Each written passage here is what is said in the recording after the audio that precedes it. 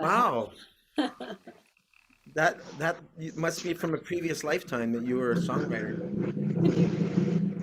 Hare Krishna.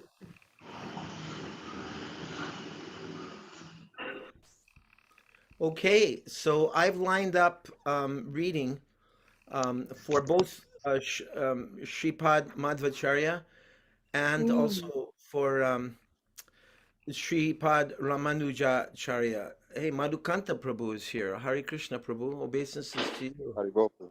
Thank you very much for joining us. Where are you located right now, Prabhu? Um, wait, You're just lining things up. That's okay. oh yeah. Oh, you can hear me, yeah? Yeah, I'm in Yeah. Bali, Prabhu.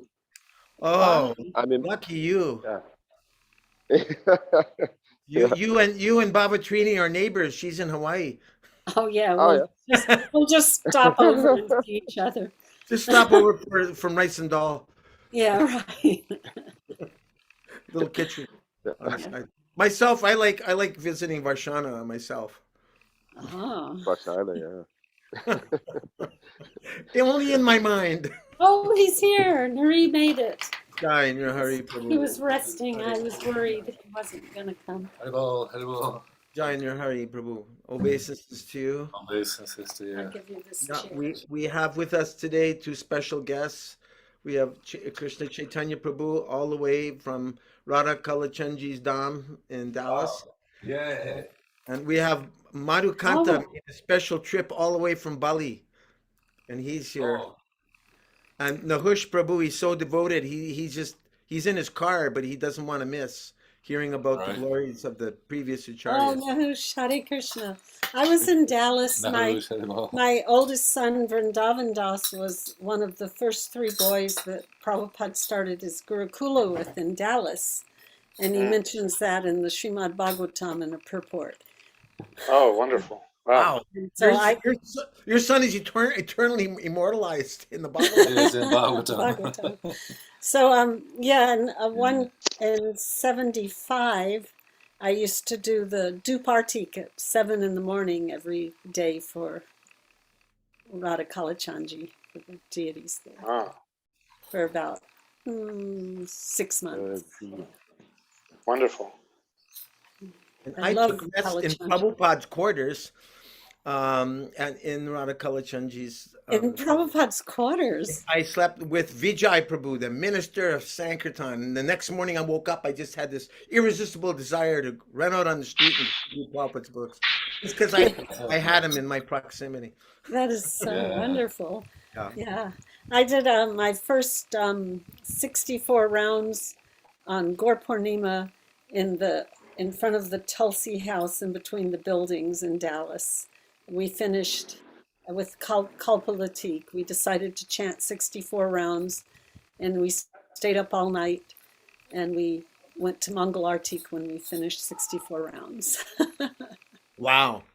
Right in front of Wow. the Tulsi house. That's right. That's Yeah. real. That's real hardcore Krishna core.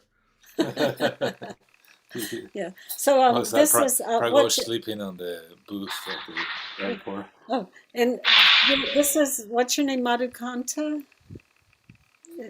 Yes. From Madhukanta. Bali? Yes.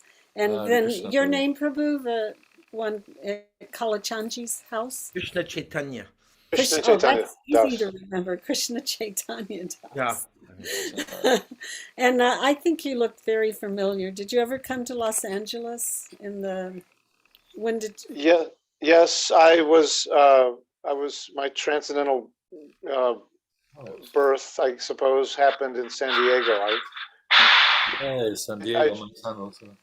I joined in San Diego in about '85, Oh, okay. I was in Los Angeles then. and I came to Los Angeles frequently because I would distribute books at the Okay. airport. Because when I saw your face, I thought, I know this devotee. It's possible. I was a brahmachari at that time, and so I wouldn't have spoken with you at all, but you might have seen me.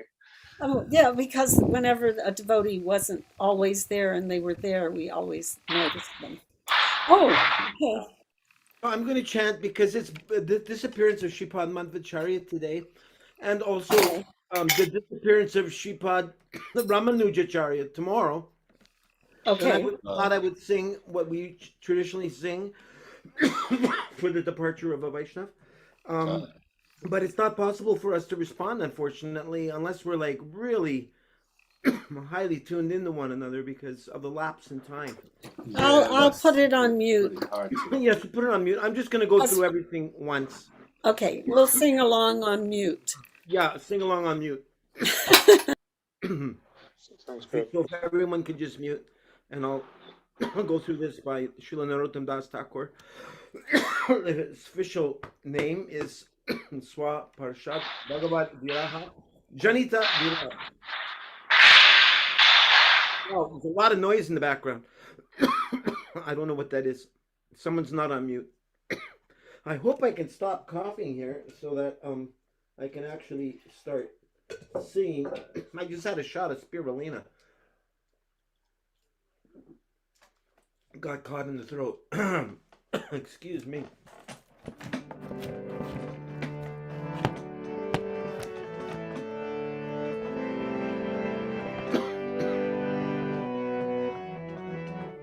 Jaya Nilo Prima Dana Karuna Prachu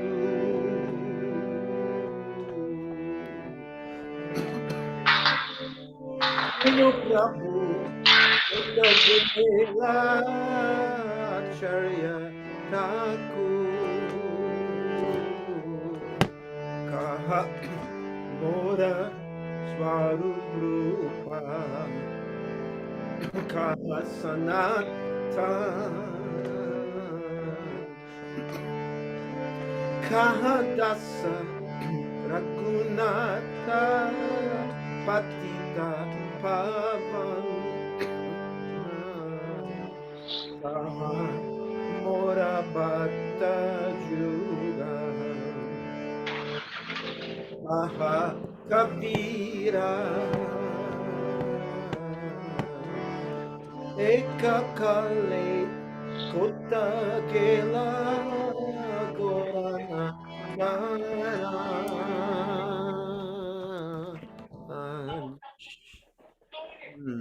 Pashane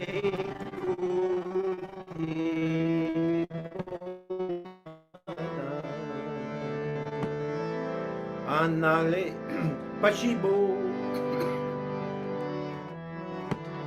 Goranga Gunera Nidhi Kota Gele Pabo Se Saba Sangira Sange Jai Koi Lobihila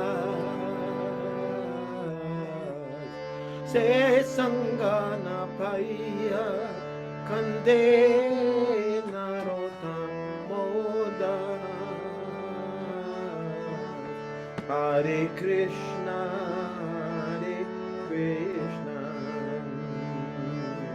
Krishna Krishna Hare Hare Hare Rama Hare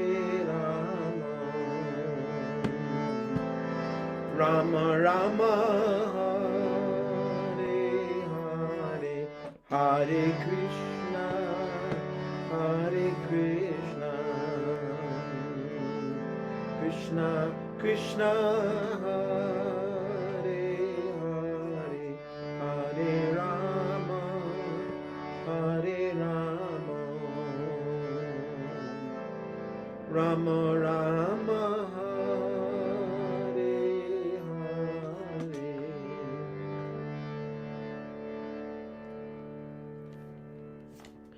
Hare. So you can unmute now, please. Krishna Chaitanya Prabhu, would you like to read the translation, or we can each read one translation each if you like. Sure. Start with you. He who has brought the treasure of divine love and who was filled with compassion and mercy. Where has such a personality as Advaitacharya gone? Your Hari Bhavatrini. Where are my Sarup Damodar and Rupa Goswami? Where is Sanatan? Where is Raghunath Das, the savior of the fallen? Where are my Raghunath Bhatta and Gopal Bhatta? And where is Krishna Das Kaviraj? Where did Lord Gauranga, the great dancer, suddenly go? Madhukanta Prabhu, next one. 4.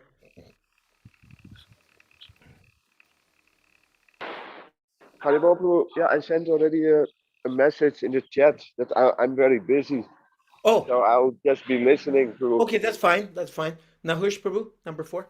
Okay, thank you, Prabhu. I will smash my head against the rock and enter into the fire. Where will I find Lord Gauranga, the reservoir of all wonderful qualities? Okay. Being unable to obtain the association of Lord Gauranga, accompanied by all. What's the word behind there? I can't. These, all these. By all these devotees in whose association he performed his pastimes. Narottam Das simply, I assume it's weeps. Weeps. Weeps. Weeps. The song is typically sung in honor of a devotee who has passed away. And it's, Narottam Das. Switch separation mood. over to Hanuman was the first sannyasi in Bali, Madvacarya. the first devotee in Bali. All right. Madvacarya. Sri Madhvacharya appeared in 1238 AD near Udupi, Karnataka, in South India. He was considered an incarnation of Vayu, the wind god. He had an unusually strong physique and extraordinary intellectual power. Once a fierce Bengali tiger attacked Madhvacharya's sannyas disciple, Satyatirtha. Madhvacharya wrestled the tiger and sent him away with his tail between his legs. Madhvacharya took Diksha at age 5, sannyas at 12, and left home. We have no reference point for that. He appeared with a mission to fight and defeat Shankara's Mayavad impersonal philosophy by giving a pure interpretation of Vedanta Sutra. He promoted pure theism. He named his innovative Shastric explanation Dvaitavad, or pure dualism. And so there's the photo of Sripad Madhvacharya. That's his two fingers. I think actually Krishna Chaitanya, that was the cover of the first Shelter cassette, wasn't it? Yep, he put Madhvacharya on the front. That's right. Very nice. Madhvacharya took Diksha at age 5, sannyas at 12, and left home. He appeared with a mission to fight and defeat Shankara's Mayavad impersonal philosophy. By giving a pure interpretation of Vedanta Sutra, he promoted pure theism. He named his innovative Shastric explanation Dvaitavad, pure dualism. So why don't we read a couple of paragraphs each, Krishna Chaitanya Prabhu? I actually can't see the text on my phone. Is it? Oh, yeah, we can't. No, we can't see it at all. I forgot to share the screen. With Bhatrini, we were there, and Udupi, actually, the Dr. Shiv Kumar took us. You were there, weren't you, Gara? I was there for 45 days. So the house still there, and the deities are his deities, the family deities are still there. Yes. The kitchen that he, they used to keep things with. It's all granite there. The place so he much put granite. the big stone on top of the yogurt is there. Yeah, and his mother couldn't do it, so he was like 2 or something, and they picked it up with one hand and moved it. Yeah. And there's so many. That house is still the tree, I think. So, when did you, Krishna Chaitanya, when did you join the band Shelter? Probably in about 1980, sorry, probably around 89. When did they? Wait a minute, though. I joined Guna Grai Maharaj in around 92. Oh, I'm sorry. Yeah, Shelter wasn't formed yet. It was just forming. Okay, so then I must have been 92 through 96-ish or 5. I was there 3 or 4 years with the band.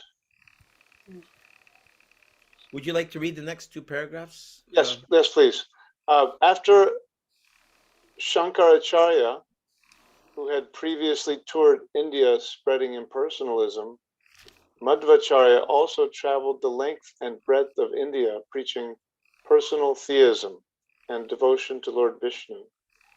He defeated innumerable Jains, Buddhists, Mayavadis, atheists, logicians, and agnostics. With the hope of meeting Srila Vyasadeva himself, Madhvacharya walked up the Himalayas.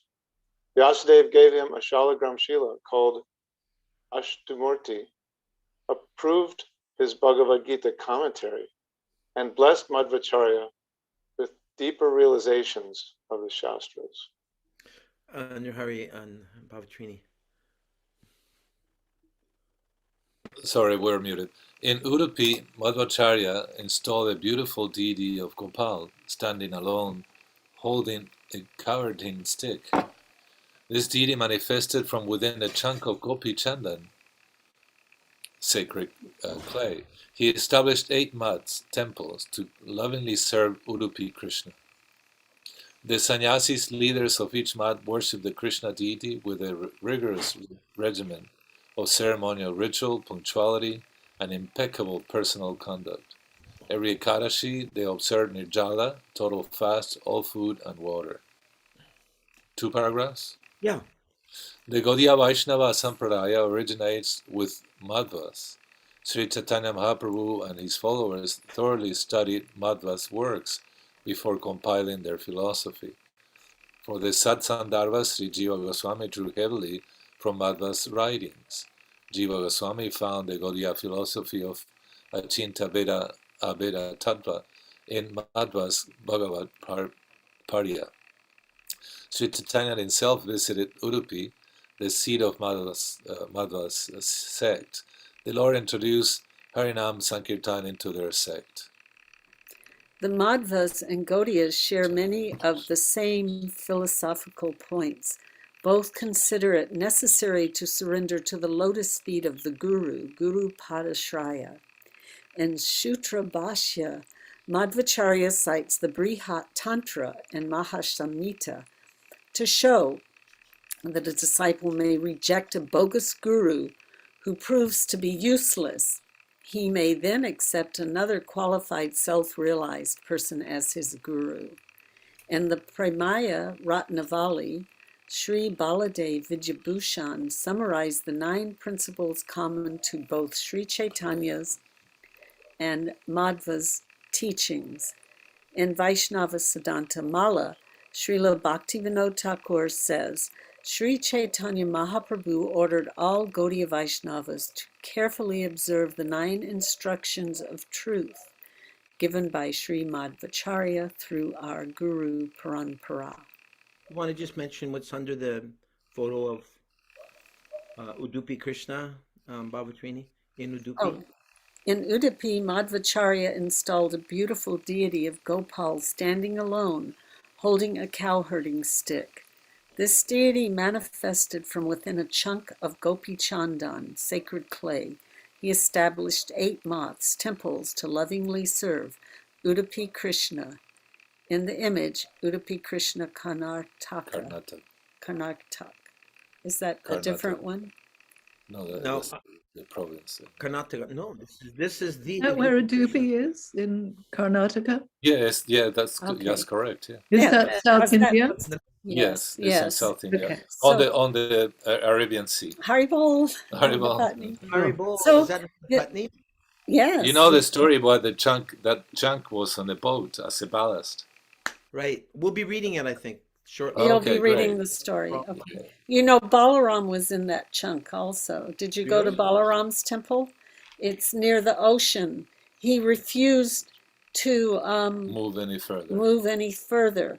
So Madhvacharya, who could, lift a mountain with his, with ease, had to put it down, and the Chandan broke open, and it was Maybe so. Balaram and Krishna. And Balaram refused to move. He wanted to stay by the ocean.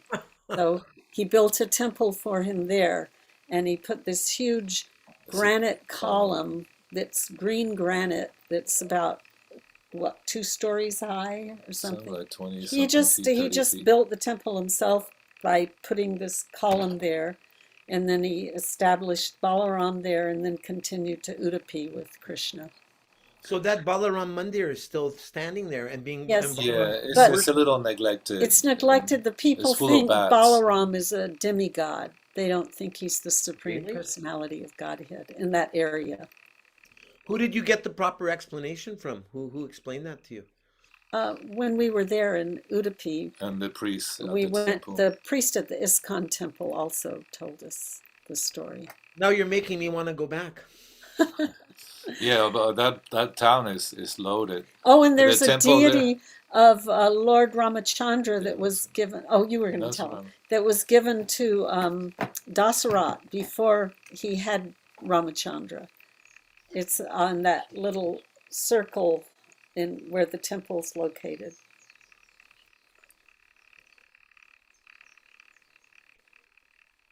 On the little circle where the temple is located? You know, the plaza, there is a like parikrama road around the temple of Lord Shiva, and across from that temple is the Yeah. temple of Krishna, Udupi Krishna. Yeah, Yes. and one of the parallels, one of the streets that shoots off that square, behind, we could never find it, and the temple president didn't have the time, but To he take mentioned us. to take us, and he mentioned it just towards the end of our tour, but we asked around, nobody knew. But it's a ancient deity of Lord Ramachandra that was given to Dasarat before Prabhupada Lord talks about it. Ramachandra was born. Huh? Prabhupada talks about it. Yeah, I read about it recently. And you know But- how Madhava also had the Ganga come to appear in that little ghat inside the temple. That you had to, when you enter the temple, is to the right side, and it's only for the Lord that water is used. Yeah, It's all granite, stone. yeah. Yeah, and it's the Ganga. Everything is is there. granite stone. It's beautiful, and Well, the he knows Brahmins were that. the Brahmins actually, through the doctor that took us there, he told He them we knows were Dr. Sheep. Dr. Shiv Kumar, and they brought us upstairs to the Brahmins' quarters where they served the prasadam. And The West, They they served called everything us on banana Western leaves. Western Brahmins, yeah, and they on Ekadasi, they feed all the Brahmins in a hall, and I they think it was had us Dwadasi, come. because they're very strict in following. No, it was Nirjala. Ekadasi. I hope I'm not making any offense by saying this, but when I would go to the Udupi Krishna temple every day. I'm not sure if I missed many days, but I was just thinking to myself um, that the Jagannath Puri Pandas, they need to go and attend some get a bhakta program with the Udupi Krishna Brahmins, because they served us prasadam every day for over 200 people, and everyone could come and see Udupi Krishna. You could Yeah. come Right. and look through that little window and As some long days as you want to. he was dressed in jewels. They had him dressed in jewels. I was thinking, wow, there's so much, like, I don't know, I don't want to say bodily consciousness, but I mean, I've heard devotees could get into Puri temple if they were black enough or brown enough.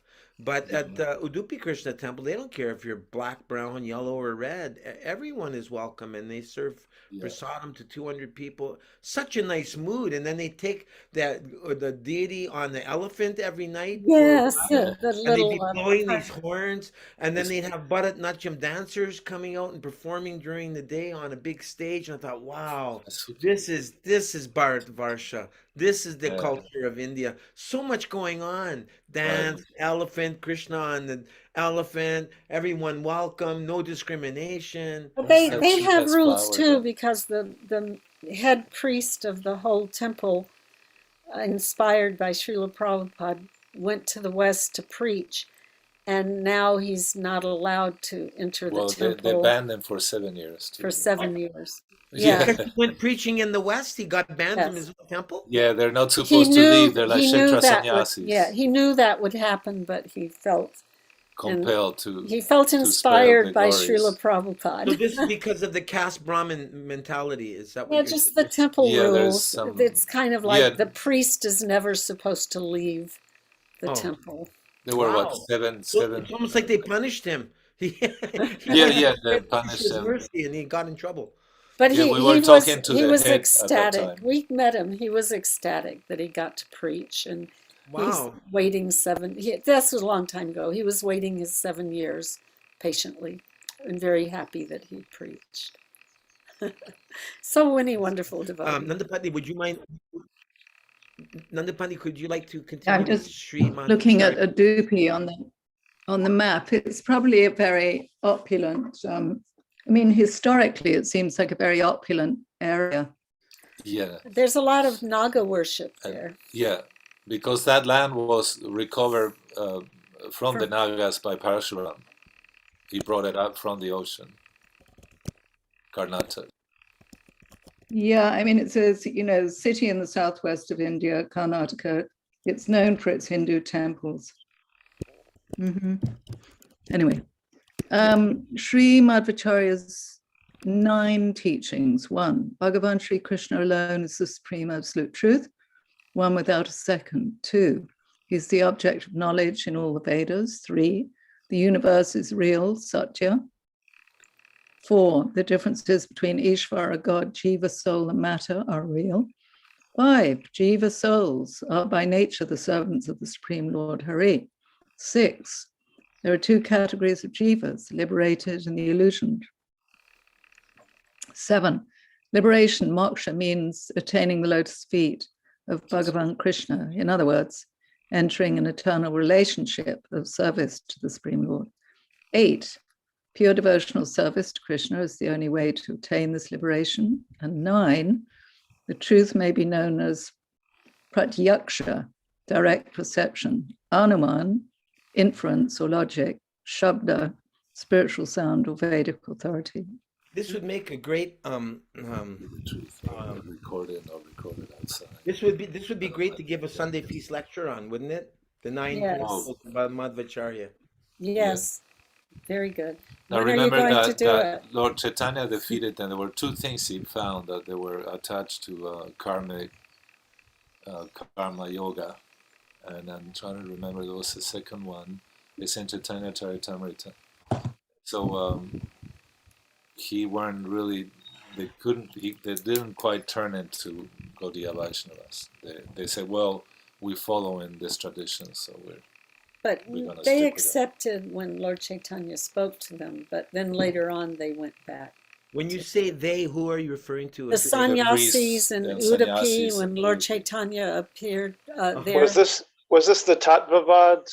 Yeah, the Yes. Tattvavads. Tattvavadis, yeah. Yeah. Tattvavadis. So Okay. they surrendered to Lord Chaitanya and accepted him. But now, if you go there and discuss it with them, they say no, that they didn't, and they still speak that philosophy. But at the time of Lord Chaitanya, they surrendered to him and gave it up. But now, if you go there, they're accepting that, which I don't remember what Tattvavadi was. Does So, anyone okay. remember? That's the Remember? 9 principles they follow. Those. No, they follow the 9 principles, but what Lord Chaitanya defeated them about and changed their mind, they've gone back to that. At least that's how it was about 15 years ago. I don't know what they're doing now. So Nandapatni, now that you've finished, Pradyumna Prabhu, you're next in line, and then ER is after you. Are either of you going to be reading, or are you doing something else that you just want us to read to you? I just want to be inclusive here of everyone, but I don't know your status. You don't have to be inclusive with me. It's okay. Okay. And what about ER? A silent observer? Or will you read? Eeyore. Ear.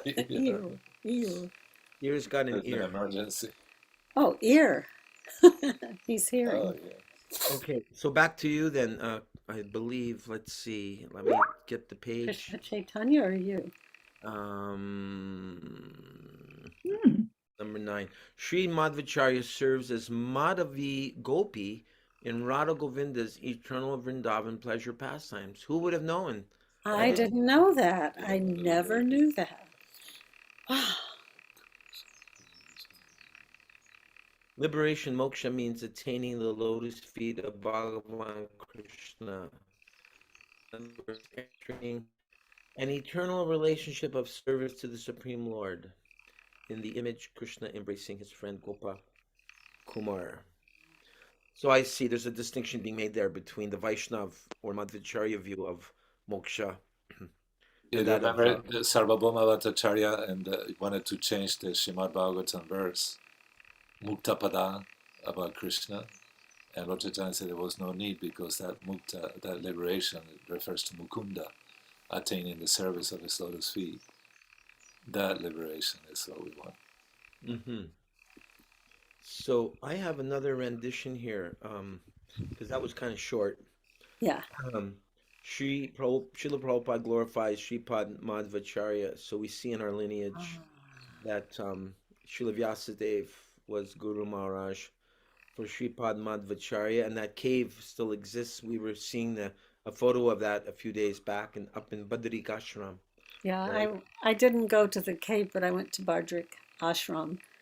But it was too difficult because I had altitude sickness, so I was unable to walk the 2 miles to the cave. Srila Prabhupada states that Srila Madhvacharya is the original Acharya for those who belong to the Madhva Gaudiya Sampradaya from the Bhagavatam. This Madhva Gaudiya Sampradaya is also known as the Brahma Sampradaya because the disciplic succession originally began from Brahma. Brahma instructed the sage Narada, Narada instructed Vyasadeva, and Vyasadeva instructed Madhva Muni or Madhvacharya, and that's from the Krishna book introduction.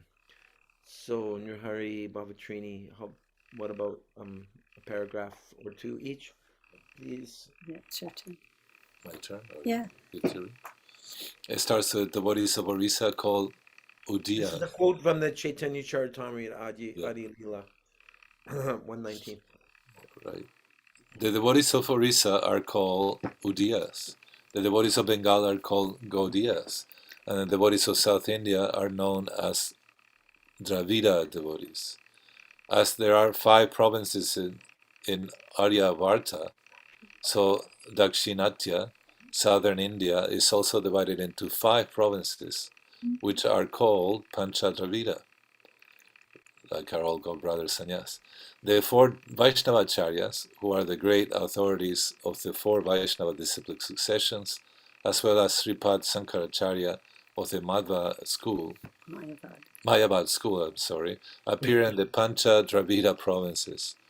Among the 4 Vaishnavacharyas, who are all accepted by the Gaudiya Vaishnavas, Sri Ramanujacharya appeared in southern part of Andhra Pradesh at Mahabhutapuri. Sri Madhvacharya appeared at Pajakam near Bhimanagiri in the district of Mangalore. Sri Vishnu Swami appeared in Pandya, and Sri Nimbarka, or like called Nimbaditya, appeared at Mungera Patana in the extreme south. Sri Chaitanya Mahaprabhu accepted the chain of disciplic succession from Madhvacharya, but the Vaishnavas in his line do not accept the Tadvavadis, who also claim to belong to the Madhva Sampradaya. To distinguish themselves clearly from the Tadvavadi branch of Madhva's descendants, the Vaishnavas of Bengal prefer to call themselves Gaudiya Vaishnavas. Sri Madhva Acharya is also known as Sri Goda Purnananda, and therefore the name Madhva Gaudiya Sampradaya is quite suitable for the disciplic succession of the Gaudiya Vaishnavas.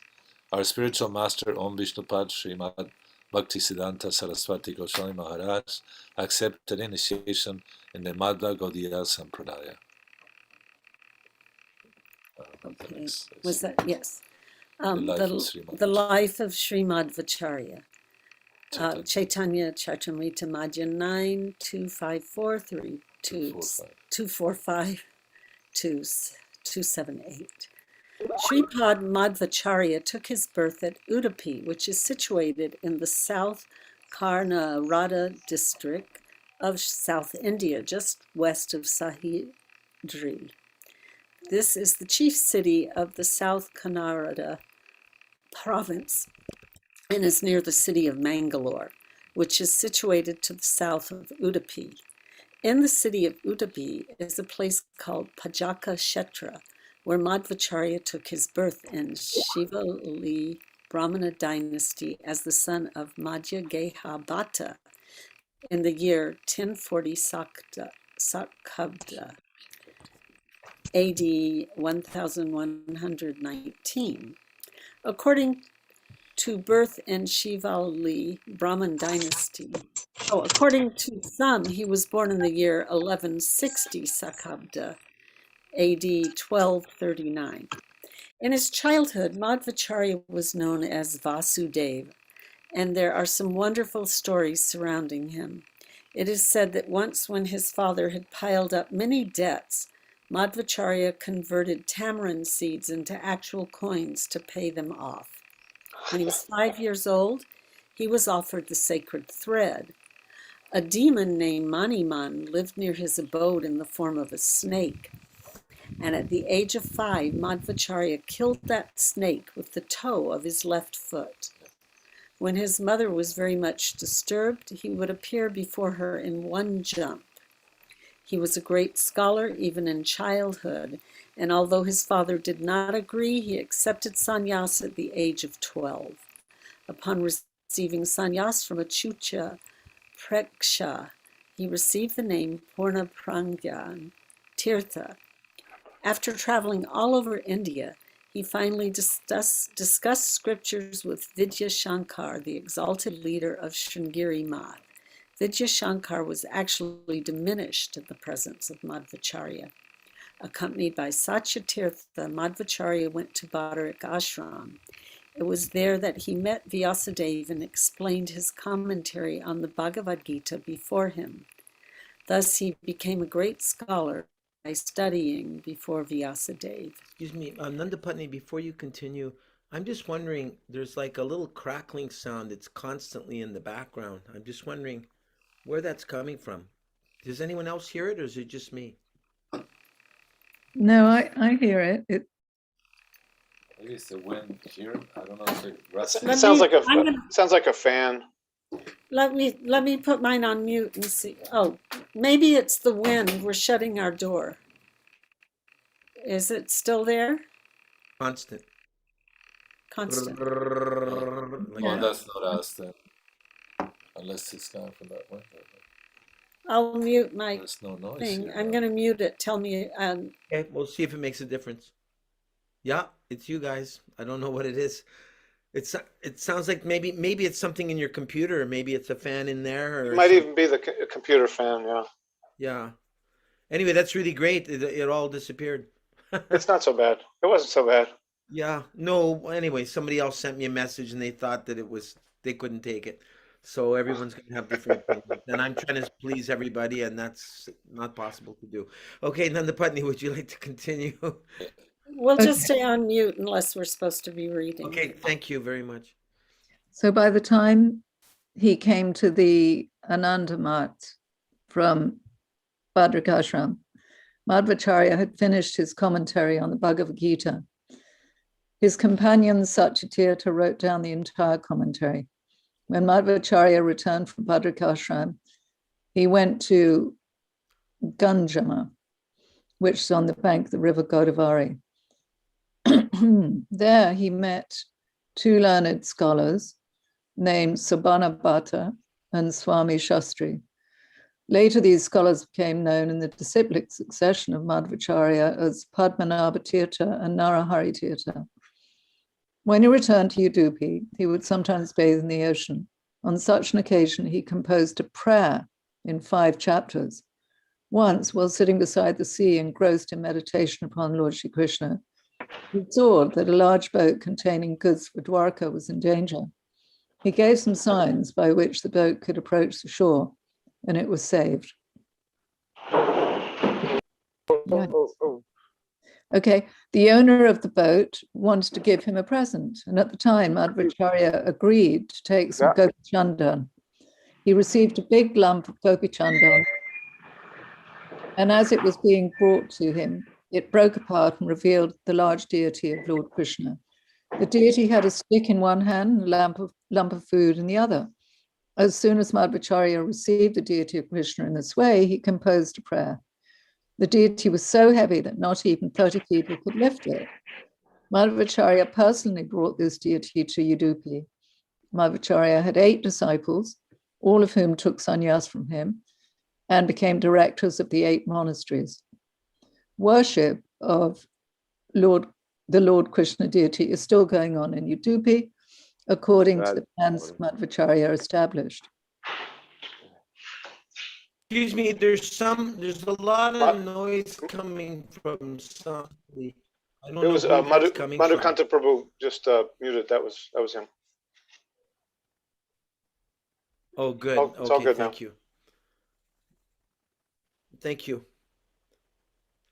Okay, so let's see. We're trying to just go through the devotees here. Okay. Yeah, your turn, Krishna Chaitanya Prabhu. Then Mrisangi, unless she's walking, I don't know. Okay, Madhvacharya then, for the second time, visited Badarik Ashram. While he was passing through Maharashtra, the local king was digging a big lake for the public benefit. As Madhvacharya passed through that area with his disciples, he was also obliged to help the excavation. After some time, when Madhvacharya visited the king, he engaged the king in that work and departed with his disciples. Often in the province of Ganga Pradesh, there were fights between Hindus and Muslims. The Hindus were on one bank of the river and the Muslims on the other. Due to the community tension, no boat was available for crossing the river. The Muslim soldiers were always stopping passengers on the other side, but Madhvacharya did not care for these soldiers. He crossed the river anyway, and when he met the soldiers on the other side, he was brought before the king. The Muslim king was so pleased with him that he wanted to give him a kingdom and some money, but Madhvacharya refused. While walking on the road, he was attacked by some dacoits, but by his bodily strength, he killed them all. When his companion Satyatirtha, so much for nonviolence, eh? When his companion Satyatirtha was attacked by a tiger, Madhvacharya separated them by virtue of his great strength. When he met Vyasadeva, he received from him the Shalagram Shila known as Astamurti. After this, he summarized the Mahabharata. Wow. I remember as a young brahmachari reading these descriptions, and my mind was just being blown. And like I was, because I was brought up with Superman and Batman and Spider-Man. And then you hear about Madhvacharya and you realize this is the real superhero. Difficult to conceive of. Like Prabhupada said, we're not pacifists. No, indeed. So he sounds like Madhvacharya embodied some Kshatriya qualities. Yeah. And he's one of the founders of our sampradaya. Yeah, acharyas are parampara. I've heard told that he's an incarnation of Vayu and sometimes Bhima and also Hanuman. Wow. Uh-huh. It's a combination. So we see Vaishnavas are not wimps. Yeah, no. Well, I mean, the Bhagavad-Gita is on the battlefield, and what's right. Arjuna doing? That's right. He's not kicking back on the chariot. Okay, so Nandapatni finished. Krishna Chaitanya, you just finished. So Rasangi, are you available to read, or you'll let us know when you are? I'm driving. Okay, I got it. Now, Hush Prabhu, are you available for reading? Yes, I can read. Please, Madhvacharya. Which paragraph? Yes, next 2 paragraphs. It was repeated that there was no limit to the bodily strength of Purna Prajna Madhvacharya. At the top, Madhvacharya's devotion to the Lord. Okay. Madhvacharya's devotion to the Lord and his erudite scholarship became known throughout India. Consequently, the owners of the Srinagari Matha established by Shankaracharya became a little perturbed. At that time, the followers of Shankaracharya were afraid of Madhvacharya's rising power, and they began to tease Madhvacharya's disciple in many ways. There was even an attempt to prove that the disciplic succession of Madhvacharya was not in line with the Vedic principles. A person named Pundarikapuri, a follower of Mayavad philosophy of Shankaracharya, came before Madhvacharya to discuss the Shastras. It is said that all of Madhvacharya's books were taken away, but later they were found with the help of King Jayasimha, ruler of Kumla. In discussion, Pundarikapuri was defeated by Madhvacharya. A great personality named Trivikramacharya, who was the resident of Vishnu Mangala, became Madhvacharya's disciple, and his son became Narayanacharya, the composer of Sri Madhva Vijaya. After the death of Trivikramacharya, the younger brother of Narayanacharya, took sannyas and later became known as Vishnu Tirtha. Next paragraph. It was reported that there was no limit to the bodily strength of Purna Prajna Madhvacharya. There was a person named Kadanjari who was famed for possessing the strength of 30 men. Madhvacharya placed the big toe of his foot upon the ground and asked the man to separate it from the ground, but the great strong man could not do so even after a great effort. Srila Madhvacharya passed from this material world at the age of 80 while writing a commentary on the Aitarya Upanishad. For further information about Madhvacharya, one should read Madhva Vijaya by Narayanacharya. Thank you very much. Christopher, ER is not reading, so Christopher, No, that's me on a separate computer. Okay. Sorry. That's so I can Shikarani, see.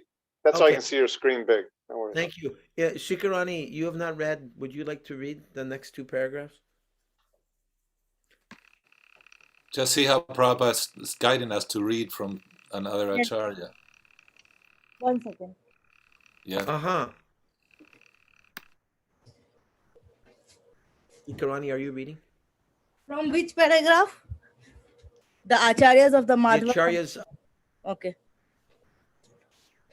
The Acharyas of the Madhva Sampradaya established Udupi as the chief center, and the monastery there was known as Uttaradhi Matha. A list of the 3 different centers of the Madhvacharya Sampradaya can be found at Udupi, and their Math commanders are Vishnu Tirtha, Shodha Math, Janardhan Tirth, Krishnapur Math, and Vaman Tirth, Kanura Math, Narasimha Tirth, Adamara Math, Upendra Tirth, Padugi Math, Ram Tirth, Shirura Math, Rishikesh Tirth, Palimara Math, and Akshobhya Tirth, Pejavara Math. The disciple succession of the Madhvacharya Sampradaya is as follows. The dates are those of birth: Hamsa Brahmatma, Chaturmukh Brahma, Sanakadi, Durvasa, Jnana Nidhi, Garuda Vahana, Kevalya Tirtha, Jnanesh Tirtha, Para Tirtha, Satya Pragna Tirtha, Pragna Tirtha, Achyuta Preksharya Tirtha, Sri Madhvacharya 1040 Shakha, Padmanabha, Padmanabha 1120, Narahari 1127, Madhava 1136, and Akshobhya 1159. Jayatirtha 1167, Vidyadhiraja 1190, Kavindra 1255, Vagishat 1261, Ramachandra 1269, Vidyanidhi 1298, Sri Raghunatha 1366, Rayu Varia, who spoke with Sri Chaitanya Mahaprabhu 1424, Raghuttama 1471, I Veda think excuse me, those are the dates. Yes? 15, Yes. 17. Oh, Yeah. Vidya Disha Dates. 1541, Veda Nidhi 1553, Satyavrata 1557, Satyanidhi 1560, Satyanath 1582, Satya Abhinav 1595, Satyapurna 1628, Satya Vijaya 1648, Satyapriya 1560, Satyanatha 1582, Satya Sandha 1705, Satyavara 1716, Satya Dharma 1719, Satya Sankalpa 1752, Satyanush Santushta 1763. Prabhu, you are scrolling faster than I am reading. Sorry. Stop. Satya Parayana 1763, Satya Kama 1785, Satyeshta 1793, Satya Parakrama 1794, Satya Dhira 1801, Satya Dhirati 1808. For approximate Christian era dates, add 79 years. After the 16th Acharya Vidyadhiraja Tirtha, there was another disciplic succession including Rajendra Tirtha 1254, Vidyadhvaja, Purushottama, Subramanya, and Vyasaraja. 1470 to 500 till 1520, the 19th Acharya Ramachandra Tirtha had another disciplic succession, including Vidubhendra 1218, Jitamitra 1348, Raghunandana, Surendra, Vijendra, Sudendra, and Raghavendra Tirtha 1545. To date, in the Udupi monastery, there are another 14 Madhva Tirtha sannyasis. As stated, Udupi is situated beside the sea in South Kannada, about 36 miles north of Mangalore. Most of the information in this purport is available from the South Kannada Manual and the Bombay Gazette. Chaitanya Charitamrita Madhya 9.245 till 278 pages. So before reading something on the disappearance of Ramanujacharya tomorrow, I just remember when I went, I guess it was 2000, I don't know, 5, 6, or maybe it was after, I can't remember. But it was so exciting to be there in Udupi, in the home of one of our, major acharyas in our lineage. And every day after having an Ayurvedic treatment, I would get on an old rickety Tata bus, and within 20 minutes, I'd be at the ocean. And I just felt so blessed because I can see for miles and miles of white sandy beach and turquoise water without a single soul, not a single person, for miles and miles. Udupi Krishna gave me the whole sandy beach, and I'd sit there and do japa and just feel like the luckiest person in the world, and also feeling sad knowing that I would have to leave here in a couple of weeks, and this would all be over, and I have to go back to freezing Canada. Um, but on the way to the beach there was a huge sign, and it stated that if you converted from Hinduism to Christianity, um, well, first of all, it said, we'll give you a loan for your house, and we'll provide education. This is a Christian organization. We'll give education to the kids. We'll give you a house. We'll take care of this. We'll take care of that. But if you become a full-on Christian, you don't even have to pay the loan back on your house. And I thought, wow, this is really sneaky kind of That's how it works. Kaitava Dharma. Right. Kaitava. During Bush administration, he called it faith-based donations and like that. But he never, said, "Oh, Christians only." But it was faith-based. Faith-based. I'm sorry. I'm not understanding. What faith-based? Bush had something like that. He called it program for a program. He called it faith-based, and it was, become a Christian, and we'll give you a loan, and if you can, So all that money was flowing in from America. yeah. The He was financing some of that program. Ah, really? So it's interesting on the disciplic succession in the Bhagavad-Gita.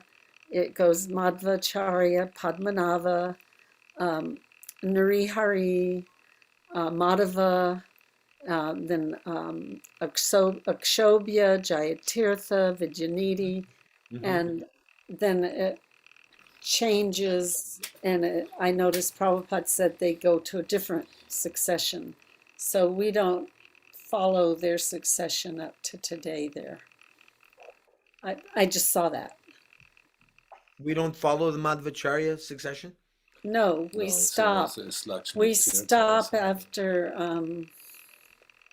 I think we stop after Vidya Nidhi. Then we have, and then we end up going to Lakshmi Pati, Madhavendra Puri, and Ishwara Puri, and Nityananda, and Lord Chaitanya, like that. Nandapatni, did you hear anything that we read that stood out for you? Any thoughts? No, lots of names Yes. stood out. Mhm. Yes. I found it interesting that all four Vaishnav Sampradayas have their roots in South India. I found that fascinating. Yeah. Wasn't it Yeah. 5? The Pancha, Five. oh no, that's just the division. Pancha, Pancha the areas, right? Mhm. Yeah, there are It- four. Yeah, there's 5 Sampradayas. major divisions or provinces, and then in the south it's another 5. Right. Krishna Chaitanya Prabhu, you had a point? It's stated in the 11th canto that the devotees born in South India, and it's mentioned demarcated by a river, and it's the name named in the 11th canto, that they would be extremely pious and devoted. Govardhari. Godavari. Yes, Godavari. Godavari. I think that's mentioned in the That's where Bhagavatam. the Ramananda Samvat took place. Right. The meaning of Lord Chaitanya and Ramananda. Mhm. So that's one of the 7 sacred rivers that we're supposed to say the mantra over the Achman water.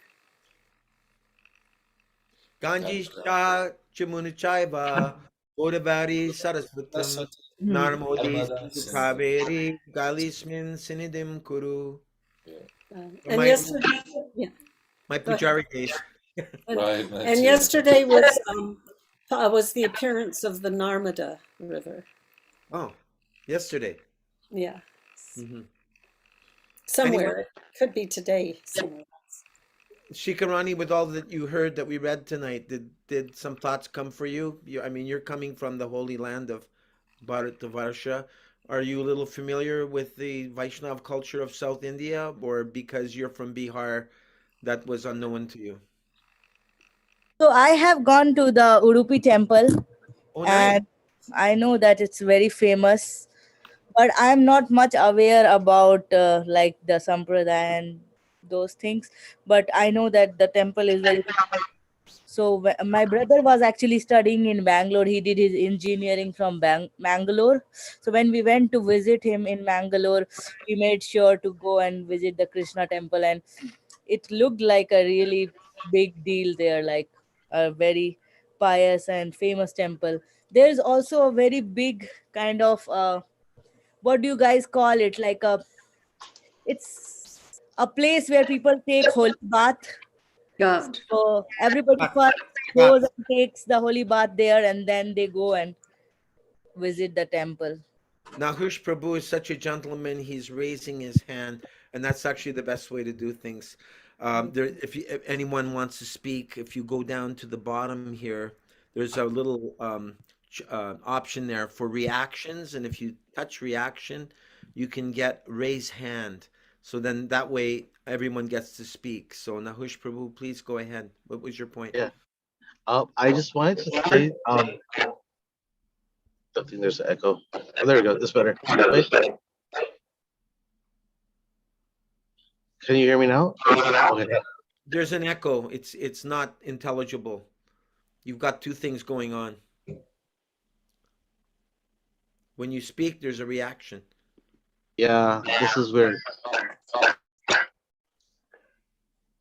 Okay, well, I'm gonna have Okay, to. while you're figuring that out, I have the Bhagavatam quote.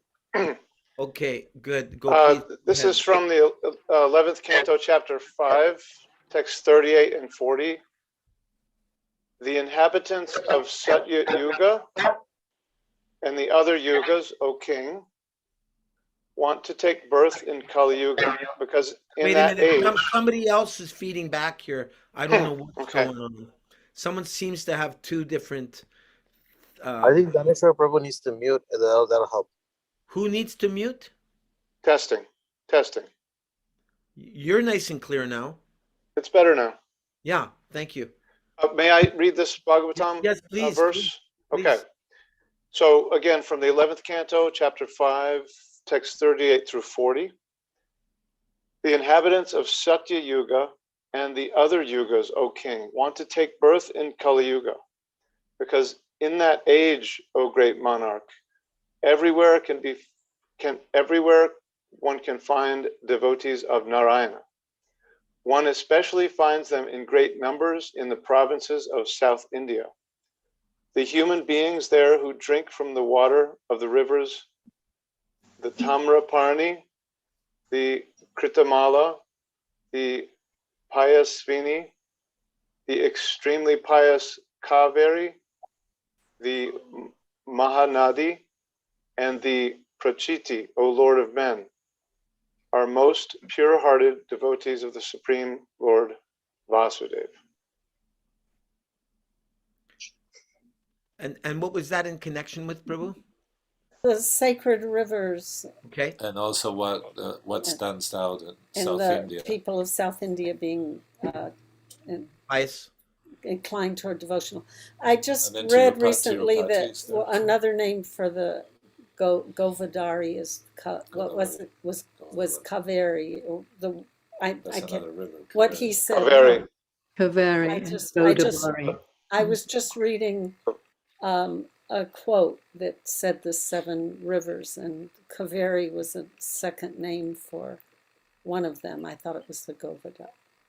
Actually, in the Achman prayer to bring all the rivers into the Achman cup, Kaveri and Godavari are separate rivers. They're not the same. Okay. Yeah, they So are. I Yeah, made that's a what I was mistake. saying. Oh, they're separate rivers. Okay. Yeah. Daneshwar, thank you very much for coming tonight, Prabhu, and thank you, Shraddha Sindhu, also. Hare Krishna. Thank you, Prabhu. Hare Krishna. And we have Anne back, although she remains silent, but we're grateful that she's coming. And Dvija Garanga came back for a return visit, so we hope it won't just be a return, but he'll be eternally with us. Okay, great. So, yeah, we have a few devotees. We have a few devotees haven't read. Daneshwar hasn't read. Dvija Garanga hasn't read. Shraddha Sindhu hasn't read. And Nahush has had his hand up for a long time. Yes, okay. Let's see if you can speak without any reverberation. I think it's better. No. Wait, Dhaneshwar Prabhu has to mute. I think that's where the echo's coming from. Let's see. Yeah, it's better now, I think. So, okay. Well, I just wanted to make a quick statement. When the sampradaya, branches off to the Gaudiya Madhva sampradaya, in the. So I remember, because I'm from Maharashtra, so I think like many of those on the Western Deccan side, devotees that that were Brahmins, they became like maybe smarter Brahmins. I don't know, but the reason I'm mentioning that is my dad had mentioned that I'm coming from like the Yajurvedi Brahmin side, and each of the Vedas are like prominent for something. Like there's Atharva Veda, which is known for its like economics side, and then Yajurveda is known for its like ruling side, like how to manage like a Kshatriyas, like how to inform them. So and then there's 2 divisions: Shukya Yajurveda, which is more Krishna worship, and then like another Yajurveda. So I was just reflecting on that and how like we've come to this place in the world where there's so much chaos in the world, and people are after I don't know. Anyways, I just wanted to make that statement. I think I'm a little bit on the tangent today, so I'll just stay there. Very well. Are you making a comment? Are you asking a question? It's not really clear to me. It was a comment. It's a comment that we have everything given in our Vedic scriptures, how to even run countries, how to take care of things, but yet everybody's looking and just looking for money and power in the most greedy ways possible. in the external world, the material world. In other words, we're disconnected from Vedic culture. Yeah. Yeah. So have to make sure that doesn't enter into our ISKCON. Okay. Yes, so Dineshwar Prabhu, tomorrow is the disappearance of Ramanujacharya. So I was thinking that after reading about Madvacarya, we could hear about Sripad Ramanujacharya. So would you like to read a couple of paragraphs on him, please? And Sure, then, be happy to. yeah, and then after that, Shuddha Sindhu has not read.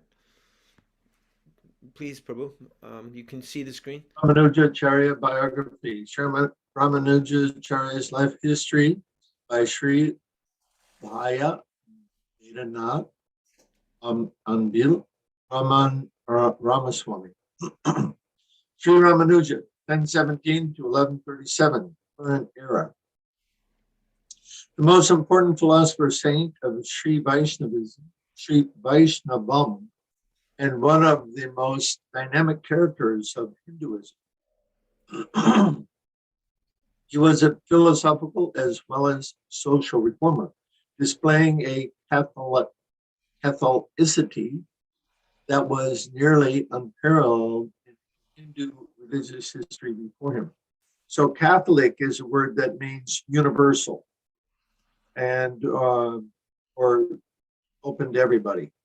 So I think that's what that means, displaying a Hindu religion available to everybody, or universally acceptable.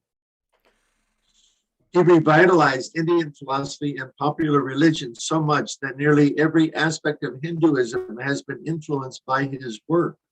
His life and work show a truly unique personality, combining contemplative insight, logical acumen, Catholicity, charismatic energy, and selfless devotion to God. The less known fact among the Sri Vaishnavas about this well-known Acharya, by whose name Sri Vaishnava philosophy is called Ramanuja and who is hailed as Sri Vaishnava Siddhanta Nirdharana Sarvabhauma, is that he was a Vadama by birth. Anybody know what means Vadama? Let's ask our Sanskrit scholar, Shikarani. Yeah. What does Vadama mean? He was a Vadama. No, I am not sure. Sounds like someone's using their vacuum cleaner. Yeah, yeah. All right. I'm not sure about Okay. Vadama. All right. Shuddha Sindhu, would you like to read? Okay. Iraya Perumal, yeah. Iraya Perumal was born to Keshawa Perumal Somayaji, Ditsita, and Kantimati Amma at Sri Perupudur. Just as Sage Vasishta, on seeing the brilliance in the face of the child, named him as Lakshmana, saying, Lakshmana Lakshmi Sampanaha. Hariyatiru Malai Nambi, struck by the tejas of the child, named him after Lakshmana as Ilaya Perumal, aka Ilayawal. That's also known as AKA. It is abbreviation for also known as. Yeah. Wow, we have. I actually checked online. So Vadama is a sect in the Iyer community of Tamil Brahmins. So I think in Tamil Brahmins there are two people, basically two bifurcations. One is like who are Vaishnavas and one is who are more like Saivites. So I guess Iyers are the one who follow Vaishnavism, and in Iyers there is a Vadama sect. So Vadama sect are the people who follow Sanskrit language and Vedic culture very strictly, just like people from North India. So that's what Wikipedia says. Thank you. Yay, we have Nichalila all the way from Pakistan. She's traveled thousands and thousands of miles to come and read Hare with Krishna. us. Hare Krishna Nichalila, welcome back after so long. Hare Krishna Nityalila. Are you able to read? It sounds, I don't know exactly what your connection is like. This is a shloka. There is a shloka. Shall I move? Hare Krishna, everyone. Good, it's coming through. Hare Krishna Nichalila. There is a shloka. Sure. Oh. Ananta prathamam rupam lakshmana cha tatha praha baladaram trithyeshtu kalo kaschit bhavishyati. Meaning, it is the same who was Adhishesha first, Lakshmana after, and Balarama in the world, in the third, who is born as Sri Ram, Ramanuja, in the Kali Yuga. This Kaschit is taken by Purva Acharyas as referring to Ramanuja. His birth, Chitral. Excuse me for a second. What does Kaschit mean? Kaschit. Do you know, Nichalila or Sikarani? Kaschit. Kalau Kaschit Bhavishyati. It's in the Sanskrit. Okay, if nobody knows, just continue. Okay. His birth, Chitral, Tiruvadhiral. His date of birth is placed in differently in different authorities by different authorities. As per PPM, he was born Kali Yuga year 4119, which corresponds to 1017 AD. PPM fixes even the exact date as 13th of April 1017 AD in terms of English calendar. Dvijabandhu Prabhu, no, not Dvijabandhu, Dvijagaranga Prabhu, excuse me. Sorry, I was trying to look up a couple things. Where are we? Like Pra? PRA, though. I'm not sure exactly. I'm sorry, I don't know who's referring to who is P. I guess these are different authorities. PRA, PTA. Okay. Just read that Though section there, notes, up to Viru. yeah, I'm not sure who that was. Though notes the year as 4118 Kali, maintains the year as 1017 AD only, and gives additional information that the Rasi was Karkatak, and the time of birth was exactly at noon. So this is astrology stuff, right? Yeah. VAC, MKS, and MSR also agree on the year 1017.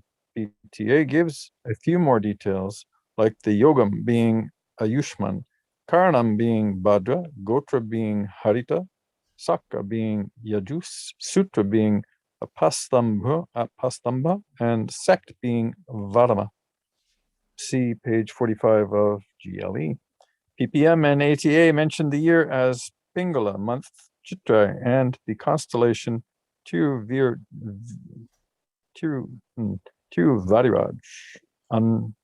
Ardra Nakshatra. PPM adds that it was a Supla Paksha Panchami, Friday.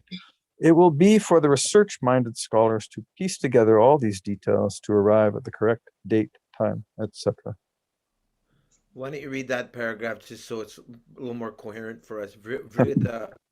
Vridapadma Purana presages his incarnation thus, quote, long afterward, the Lord himself will come down on earth as Tridanda Sannyasin to restore the good law. At that time, heretics and men of perverted intellects will confuse the minds of the people. Asuric Shastras, based on fallacious arguments and various schools of thought, very attractive and almost indistinguishable from the Vedanta, will turn away men's hearts from Vishnu and cause them to forget his glory. That glorious incarnation will, through the good fortune of the Lord's devotees, come down upon earth to explain and amplify the teachings of the great sage Badrinarayan and the divine singer of the Gita. the Holy One would compose a bhashya on the Vyasa Sutras to save men from the confusion and despair caused by spurious doctrines and lead them to the true faith. See page 44 of what's GLE, anyone know? I have to go back and look at That's the okay. video. Yeah, cool. While still a boy, he lost his father and was living with his mother at Kanchipuram under the protection of one Tirukachi Nambi. This Nambi was believed to converse and was on speaking terms with Lord Varadaraj in the Archa form. Does anyone know who is Lord Varadaraj? Is that a form of Vishnu? I remember seeing that name when I was in South India, but I forget who it is. Said yes. Yes. Sorry? Of Vishnu. Sorry? Yes, form of Vishnu. Okay, thank you. Events in the life of Ramanujacharya. Within 16 years of age, he had mastered all the Vedas and Shastras. At age 17, he married Raksha Kambal Tanja. I don't think we need to make reference to the ppm and all of this. It gets to be too complicated. Number two, Ilaya Perumal was placed under the Advaitic sannyasi called Yadava Prakash at Tirupat Kuzi for training in Advaita Purvapaksha Shastra of Vedanta. Once during this period, Allah Vandar desired nominating Ilaya Perumal to succeed himself, visited Tirupat Kuzi, met him but had no opportunity to speak to him, and had to return to Sri Rangam. So let me just look at the lineup here for who's reading next. Because I think everyone's had a chance to. Is there anyone that didn't read yet? I don't think so. So then we're back to Bhavatrini Narhari, then Dvija Gauranga Prabhu, and then Nitya Leela. Okay, you want to read? Okay. Very many occasions arose when the Saivite guru clashed with Ilya Perumal. When the guru misinterpreted Vedantic statements, Ilya Perumal fearlessly pointed out the errors in the guru's interpretations and corrected him. This enraged the guru. Feeling that one day Ilya Perumal would demolish Advaita philosophy, he plotted to kill Ilya Perumal by drowning him in the Ganga while on pilgrimage tour of the country with his disciples. Learning of the design through one Govinda, another disciple who was also related to him, Ilya Perumal slipped out into the forest at dead of night. Miraculously, an aged hunter couple appeared and guided him. As Ilya Perumal, who was in a trance, opened his eyes, he found himself at the outskirts of Kanchipuram, and the couple had disappeared. He realized that it was Lord Varadaraj and Purun Devi Tayur, who had come in the guise of the hunter couple. He stayed at Kanchi for a while to assist Tirukachinambi in his daily chores of service to Lord Varadaraj. I just wanted to remind everyone that Ilaya Perumal was the name of Sri Ramanujacharya. Right. Yeah. And that possibly, I'm sorry to interrupt. Go ahead. Possibly Lord Varadraja is actually a name for Lord Shiva. This couple, I read some other part that the old couple is actually Lord Shiva and Parvati that appears. Yeah, maybe you could confirm that, Shikarani. You could look up Lord Varadaraj. Okay, so your turn. Okay, go ahead in your hurry, bro. News came that Alavandar was very sick and he desired to meet with Ilaya Perumal. Just as Tirukanchi, Nambi, and Alavandar arrived, they saw the funeral procession of Alavandar. During the last rites, they noticed that 3 fingers of Alavandar remained folded, signifying 3 of his last unfulfilled wishes, as Ilaya Perumal swore, 1, that he would write a commentary on Veda Vyasa's Brahma Sutra, 2, that he would perpetuate the memory of Vyas and Parasara, and 3, that he would strive to propagate Vishista Dvaita on the lines of 4,000 holy collects of Alwars. The fingers unfolded one by one automatically and stretched out to normal positions, signifying that these were his last wishes. Since he could not meet with Alavandar, he returned to Kanchi without even going into the temple at Sri Rangam. Alavandar was his Guru Maharaj. Mm-hmm. But he has senior But godbrothers. it said just as Alavandar arrived, they saw Alavandar on the funeral procession. That's confusing. Should I keep reading, or No, you read. that's it? We have to go.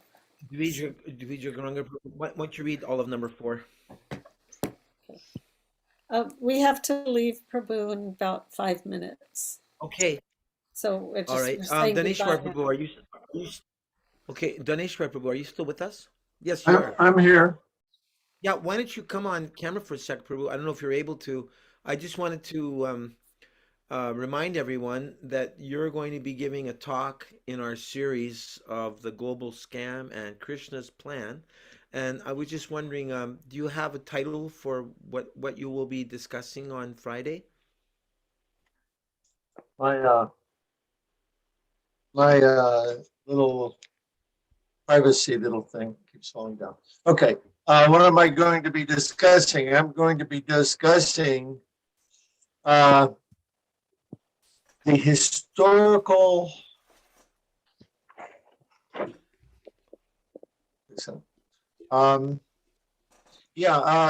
Basically, I'm going to look at the bigger picture of what's going on.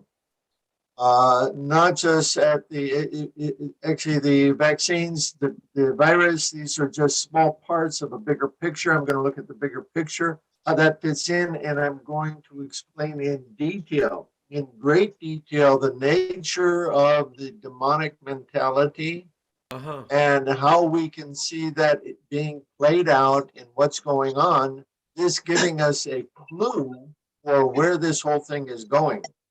And it's not going to end with the truckers' strike, unfortunately, by my opinion. And for those devotees who say, oh, don't talk to me about mundane things. I just want Krishna conscious topics. What would be your response to that? That this is just absorption in vaccines, and this isn't related to Krishna. Sure. Then don't read the Srimad Bhagavatam, right? Don't read the Puranas. What's all that history for? That history is there to help us understand how this world is working, how all of Krishna's energies is working, and so that we can see Shastra in our daily activities, and we can understand how to navigate this world through the eyes of Shastra Chakshusha. Otherwise, we have, let's say, we have our own subjective ideas as to what is going on, and everybody's got their own subjective idea. So good luck with that. And certainly people are going with that, and that can't be helped. But I would encourage devotees to see the big picture. Let me give it to you like this.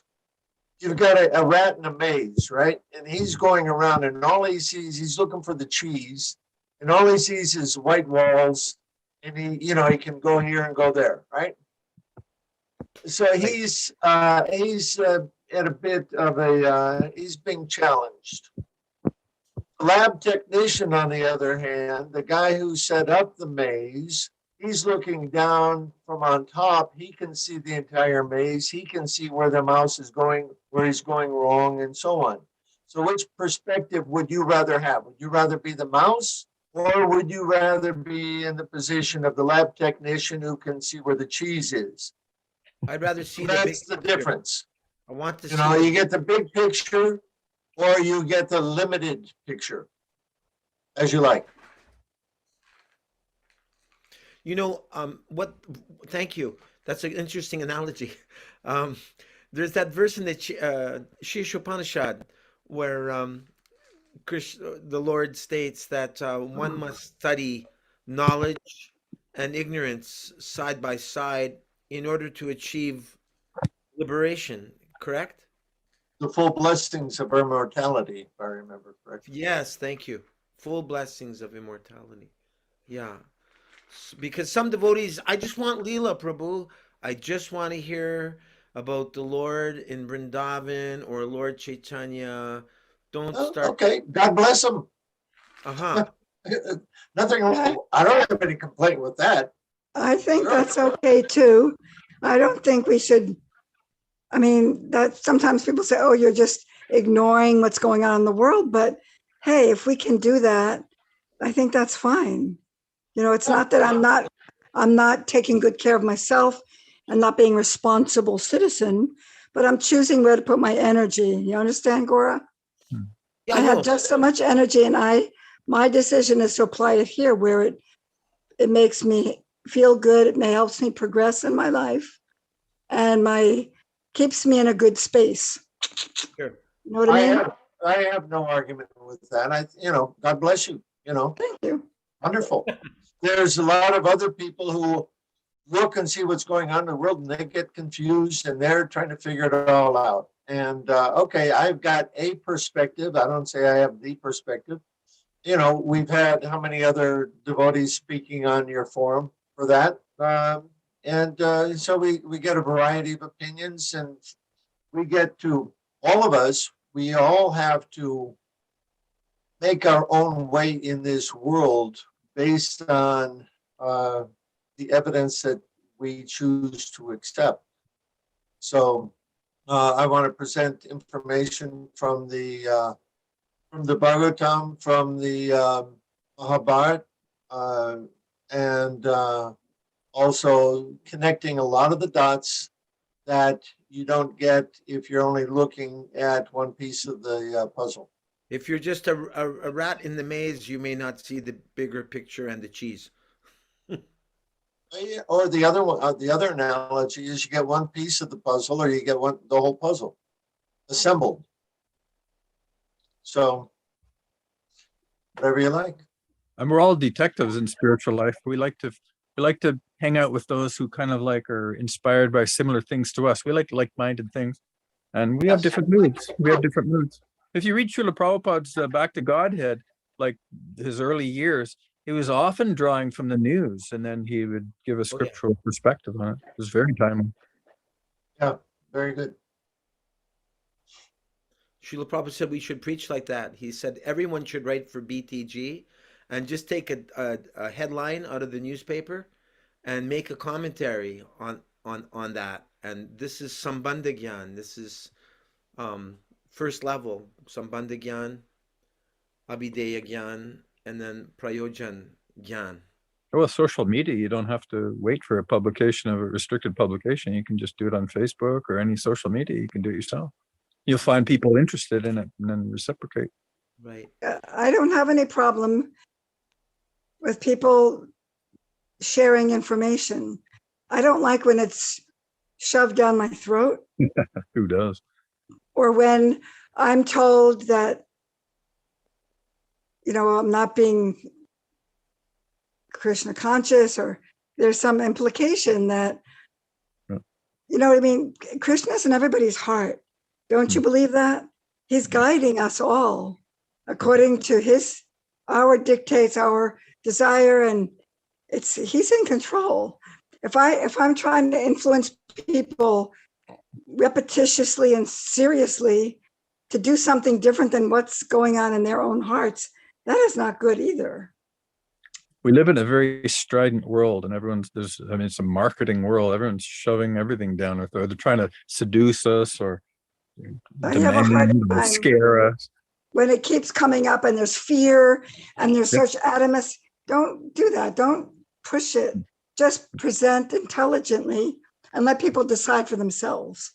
You'd have to be careful not to walk into any dentist or doctor's office, because as soon as I do, constant fear mongering going on. that I have to give up my free will and just do as I'm told by the government. So Yeah, and I'm choosing for myself what I think is right for me, my family. I mean, maybe other people can speak, and you decide for So yourself. that's what everybody wants, and that's the problem. Everybody doesn't get to choose for themselves, and that's what what all the uproar is about. Yeah. The government wants to decide for us. Hey, there's still people that aren't vaccinated. I hear they're stopping checking vaccine cards in New York City. I mean, this is going to develop. How much energy do you want to put into this? Don't you want to chant and hear more? I do. You know what I mean? I don't really have the leisure time of youth to just spend on this forever. And I choose to use my time to hear and chant more. So please excuse me. yes, that. we hope to go out to Ottawa this weekend and do Harinam Sankirtan, where there's over 60,000 truckers that are asking for their free will. And farmers, Yes, and farmers, and a lot of Canadians are going to bus up there also to participate. yeah, that's our plan. Harinama Eva Kevalam. So why don't we just read a little bit more in Ramanujacharya and then call it an evening. Let's see here. Where did we leave off? Okay. And Nandapatni, would you like to read something? Because I know you go shortly. So if you'd like to read a couple of paragraphs, that would be great. Here we are. Okay. Turu Kachi Nambi.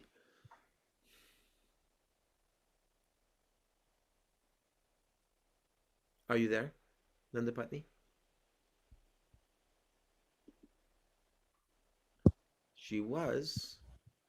Okay, Krishna Chaitanya, please. Number 4. Sure, I'll give it a try. Number 4, Tirukachi Nambi obtained from Lord Varadaraj the famous 6 words and passed them on to Ilayavar. The 6 words provided the guidelines for Ilayavar to follow. They were 1, that Lord Narayana is the Paramatma. 2, that the individual souls were different from Paramatma. 3, that prapati is the means to attain salvation. I assume that means surrender. That's what I'm assuming, yeah. Yeah, that prapati is the means to attain salvation. 4, that the last remembrance of the Lord on the part of the departing soul was not necessary. Interesting. What's that mean? Well, I'm assuming that it means that the Lord, by His grace, assists in that remembrance at the time of departure, but I'm not sure. That's an interesting question, Daneshwar. Yeah. That's my assumption, but I'm just speculating there. Let me continue. Daneshwar Prabhu, what's your understanding? I'm not real clear. That's why I asked. The last remembrance of the Lord, what does that mean? The devotee before the last memory he has while leaving the body is not necessary? It sounds like I'm confused about it. I don't. It's not clear to me. That's it why. sounds like a typo to me. It's not clear from that. I get a It could sense be. that It could be a reference to grace, but again, Yeah. I think we need you're more. right. Right. Yeah. Please continue, Krishna Chaitanya. 5, that moksha can be obtained only on laying off the mortal coils. And 6, that Ilaya Paramal should take refuge at the feet of Periya Nambi.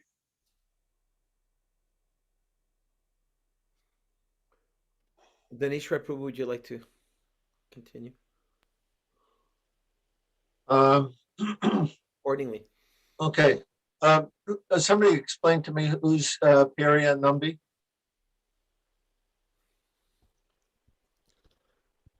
I'm expecting that he is a guru that that was taken by. You have I to go was back. I was distracted. Maybe it was explained earlier. Shikarani is usually pretty good. Well, number five was mentioned that he was supposed to take shelter at this person's feet. Okay, for so instruction. guru. Oh, okay. Guru, yes. I'm just looking up right now. I don't know if he's from the Sri Vaishnava Guru Parampara. He took avataram at Shingara in the Tamil year. Sri Periya Nambi, also known as Mahapurna, is well known for his contribution towards the development of Sri Vaishnavism. He revealed Okay, that, one of their acharyas. yeah, one of his that's the Basically. best way to put it. Yeah, Okay. thank you. That keeps things simple. All right. You need to reshare your screen, Prabhu. Yeah, I'm trying to find where we just were. Sorry, I went off screen for a moment to answer Daneshwar Prabhu. Okay, are we back? Yes. Accordingly, he met with at Madrachari of Raya Nambi Samskarati. As he was initiated esoteric of Thura at Madvacarya,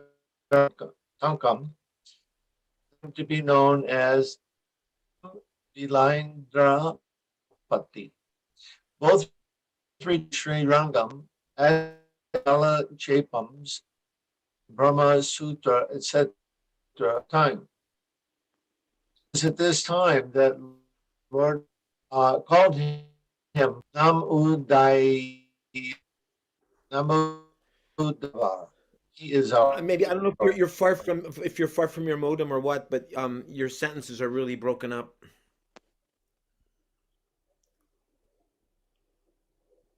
Are you far from your modem? Are you there? Not that I know. Ilya Purmals was not a happy marriage. His wife never understood his greatness nor appreciated his authenticity, and always acted on a wavelength, and there was no company as between them. Instances are cited. The lady ensconced in her own ideas of being or otherwise showed respect to the Bhagavad-Gita. In this greatly and Leela was about 30 years of age. War took sannyas from Ramanuja Muni. He was the king among, hence he is called Raj. Yar, a honor vested by Devati Rajan. Dvija Garanga Prabhu? tongue twisters. Yeah, those South Indian names. The seat of Acharya at Srirangam was lying vacant without a successor to take over. He was prevailed upon to assume charge, but before doing so, he wanted to equip himself with the secrets of the three great mantras. For this purpose, he approached one Tiruk Koshik Gur Nambi, who made him come several times before actually instructing him. He cautioned Ramanuj that he should not give out the secrets to all and sundry, and if he did so, he would go to hell. Immediately on receiving the instructions, Ramanuj climbed up to the top of the steeple of the temple and proclaimed to the large gathering of his disciples assembled there the purport of the instruction. Remember this example? This example is in, I think, Search for Liberation or Chant and Be Happy, where the guru was saying you shouldn't, if you give out this mantra, then it'll become like bankrupt or something. You'll be spiritually bankrupt. But he went out and told everyone anyway. And then the guru, anyway, I shouldn't tell the story. We should just read it. Nitya Leela, are you available to read?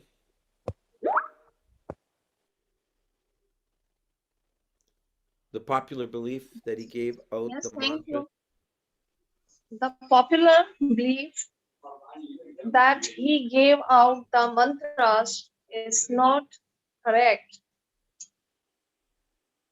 What actually gave out was that he had found out the way to the way to attain moksha through the three great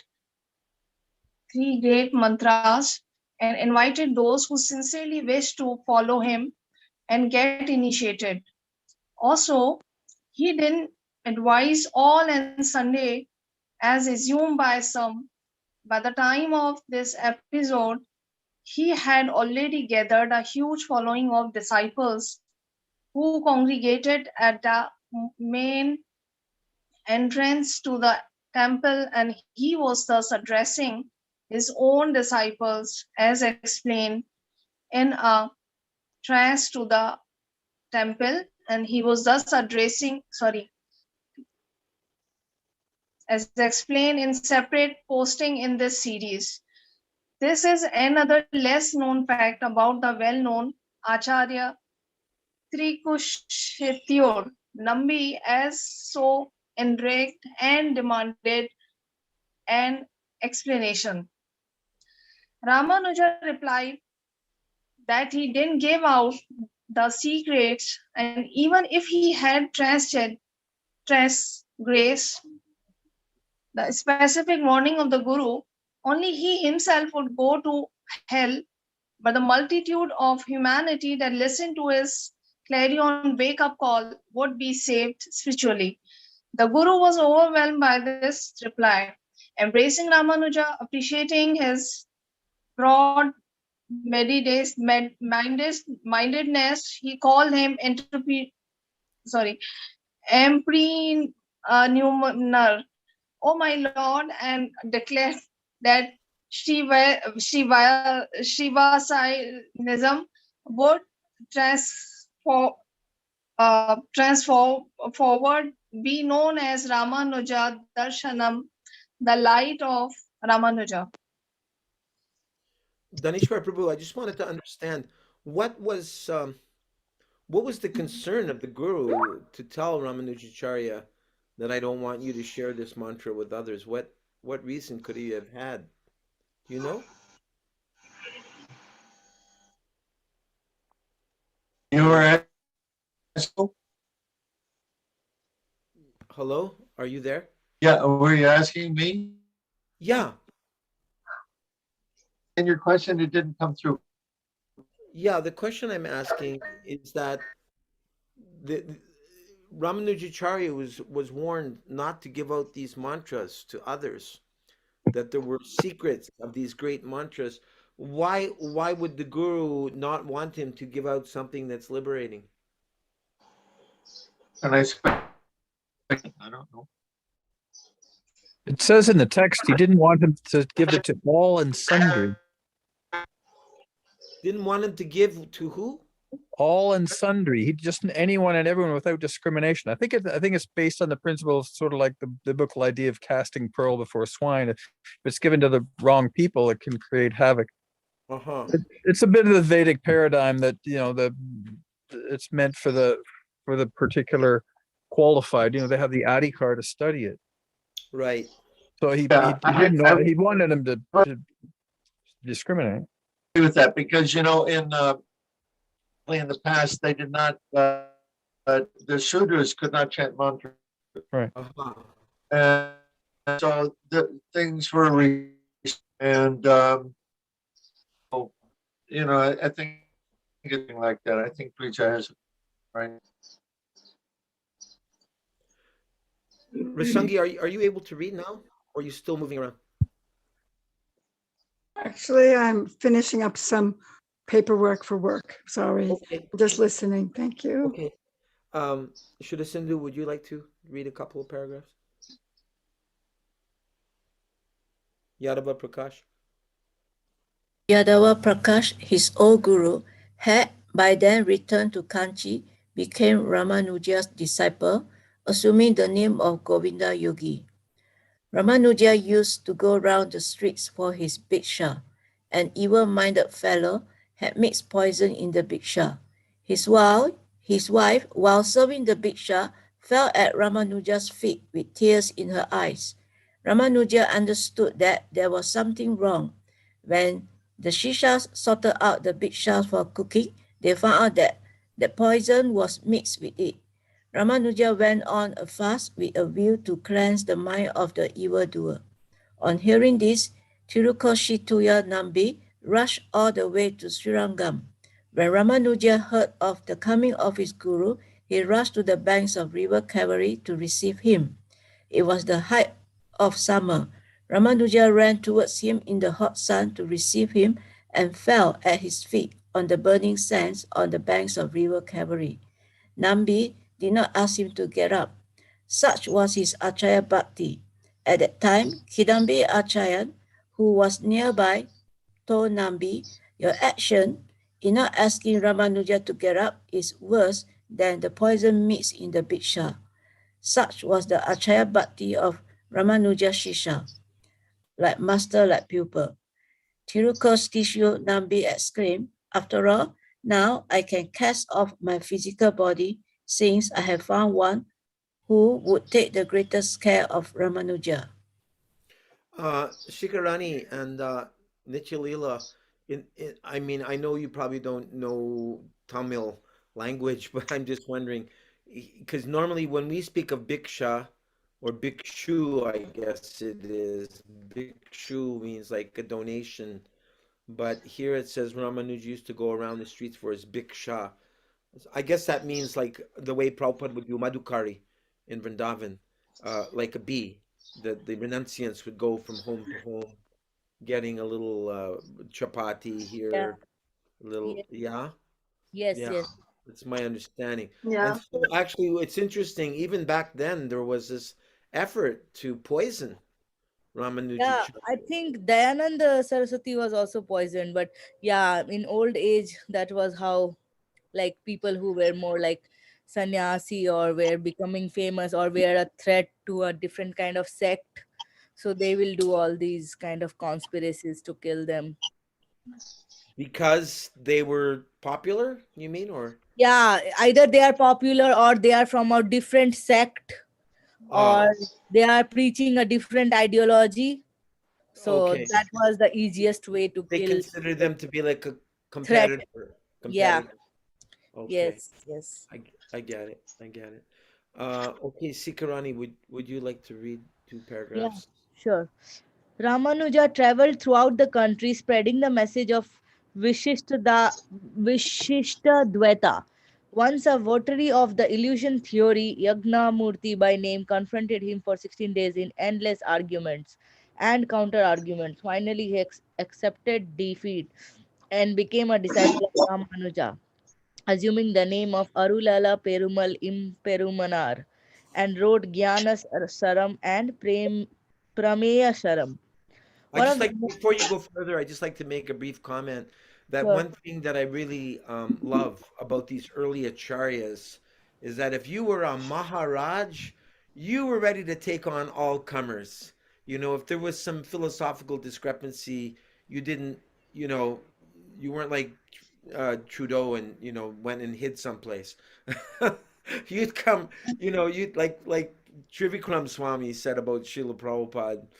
He felt like he was, you know, like when you have a champion boxer and then, you know, you've got the person that's there to put the robe on him and massage him, because he was Prabhupada's masseuse, right? Trivikram Swami. And he saw Prabhupada like as a champion boxer, you know, a champion, what's the word I'm looking for, Krishna Chaitanya? Digvijay. Digvijay, right, a great conqueror. And so this is something I really am inspired reading about the ancient acharyas. They were ready to take on all comers. They like, hey, you got an issue? Bring it on, bring it on. Let's go. Your shastra versus my shastra. I, you know, and I think that's been replaced with football, basketball, hockey. You know what I'm saying? In the ancient times, the sport was who's got the deeper understanding of the Shastra, and that's all been replaced with, you know, who's a better hockey player, football player. Well, I would just put in a plug for this great devotee, Radhika Raman Prabhu. Uh-huh.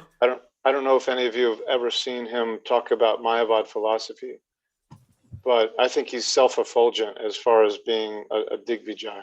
Wow. Yeah, he's from a devotee family, right? He was raised on a special homeschooling that was focused only on the Srimad Bhagavatam. Wow. Are there anything online, like any videos or anything? Yeah. Yes. Radhi, if you look at ISKCON of Silicon Valley, okay. He did a series on the glories of the Srimad Bhagavatam, and he talks about the Tattva Sandarbha and so many things. Yeah. In the course of that, he does the best refutation of Mayavad philosophy I think I've ever heard. Yeah, thank you for the reminder. Who's reading right now? It's me. Okay. One of the most important disciples who was totally devoted to Ramanuja was Kureshan, also known as Kuratalwan. Once Kureshan participated in the Shraddha ceremony performed for his mother by the famous Tiruvarganathu Amudanar. This Amudanar was in charge of Sri Rangam Temple. When Amudanar inquired what Kureshan desired as reward for his participation, Kureshan replied that the administration of the temple should be handed over to Ramanuja. Amudanar, who had already known the greatness of Ramanuja, was only too glad to hand over the key to Ramanuja. It is the Tiruvarganathu Amudanar who subsequently wrote the Ramanuja Nurantati of 108 verses, which was included in the holy collects to make up the total of 4,000. So I think I'll just end the evening here with just reading this last section because we're not even halfway through this biography of Ramanujacharya. And it's almost 9:30 here in New York time. Number 11, after mastering the Bodhayan Vritti of sage Vyas, he wrote several books like Vedanta Sangraham, explaining the various viewpoints of Shankara, Yadava, Bhaskara, and others, Vedanta Deepam, Gita Bhasyam, etc. 12, during Panguni Utram, he did prapati, or surrender, before the Divya Dhampati in Serti, and submitted his famous Gandhyatrayam, comprising Saranagati Gadhyam, Sriranga Gadhyam, and Sri Vaikuntha Gadhyam. 13. Later he wrote a grantha called Nityam, detailing the Tiruvaradana Kramam. 14. While he was on his Sancharam, it is believed. What is a Sancharam? Does anyone know? While he was on his Sancharam. There's a great deal that we don't know. Yeah. This. Yeah. It's it needs translated for me at least. Pardon me? Translated. There's two cultural, really specific words are unknown that almost unintelligible. Yeah, I got this from Desire Tree. I've never read this before, iskondesiretree.com, but I see that nobody took the time to, give it. It's almost like it's taken for granted that you understand all of this terminology. It's like a learning curve is here. Maybe from understand it, but not Americans. We're depending on Shikarani, Nichalila, devotees that know the language. Unless they come forward, then most of us are in ignorance. Yeah. About which one? Sancharam. While he was on his Sancharam, I'm assuming that means pilgrimage, but I don't know. While he was on... Sancharam means while he was on his preach. Okay. Yeah. All right. Yes. Thank you. It is believed like pravachan. Yes, exactly. Okay. While he was on his Sancharam, it is believed that the Lord himself... Sancharam. Because Dur Sanchar means... so telecast is called Dur Sanchar. Broadcast, telecast is Dur Sanchar. Dur means very far. So Sancharam, like if you are even preaching amongst people who are near and dear, that's like Sancharam. Okay, thank you. While he was on his sancharam, it is believed that the Lord himself appeared before him at Tirukurum Kudi as a Sri Vaishnava got Samasrayanam from Udayavar. Yeah, there's so much terminology here, like Daneshwar Prabhu was saying. When he visited Saraswati Pitam, Goddess Saraswati was so impressed with his commentary on Brahma Sutram that she named it Sri Bhasyam and conferred on him the title Bhashyakar. It must be noted that while the other commentaries are known by the names of their authors, like Shankara Bhasyam, written by Adi Shankara, the commentary of Ramanuja is always referred to with the venerable honorific Shri, denoting its unsurpassed quality and clarity, and known as Sri Bhasyam. I'll just read this last point. When he visited Tirumal, a miracle happened. Some argued that the Lord of Tirumalai was Shaiva Param. It is surprising that such a claim should have arisen out about the Lord who had been worshipped by Lord Vishnu by all the Alwars and Acharyas besides Ilango Adigal and other Tamil Pulavars for several centuries. This was because the Lord had earlier entrusted his insignia to a king called Tondaman. The Lord desired to take back from Tondaman these insignias, Shanku Tirovasi Solam Damarukam. They were placed in the Sanidhi the previous night, and when the doors were opened the next morning, the Lord gave darshan, adorning all his insignia. Ramanuja was hailed as Apanuku Sangazi Alita Pirumal. Poet Arun Nagiri himself sang clearly all doubts in this regard, saying, Ula Ginra Pachal Umayanan Vada Vinkadatil Uraye Bavan Yai Uyar Sangha Chakra Kalan. I ask everyone to forgive me in the future before I pull out something, even if it's coming from what looks like a bona fide source. If it's so much unknown language like this, then, it's a little difficult to understand. We're expanding our vocabulary by your grace. I think that's very positive. Maybe it's preparing us for some tours of South India. Can look at it that way.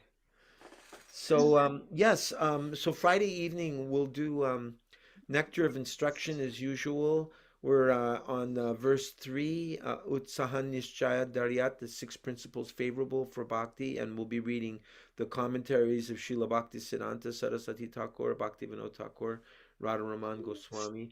But before that, at 1 p.m. New York City time, we'll get enlightened by Daneshwar Prabhu as he helps us to navigate the treacherous waters of Kali Yuga that we're currently living in, and that we can understand more clearly the global scam and what actually is Krishna's plan.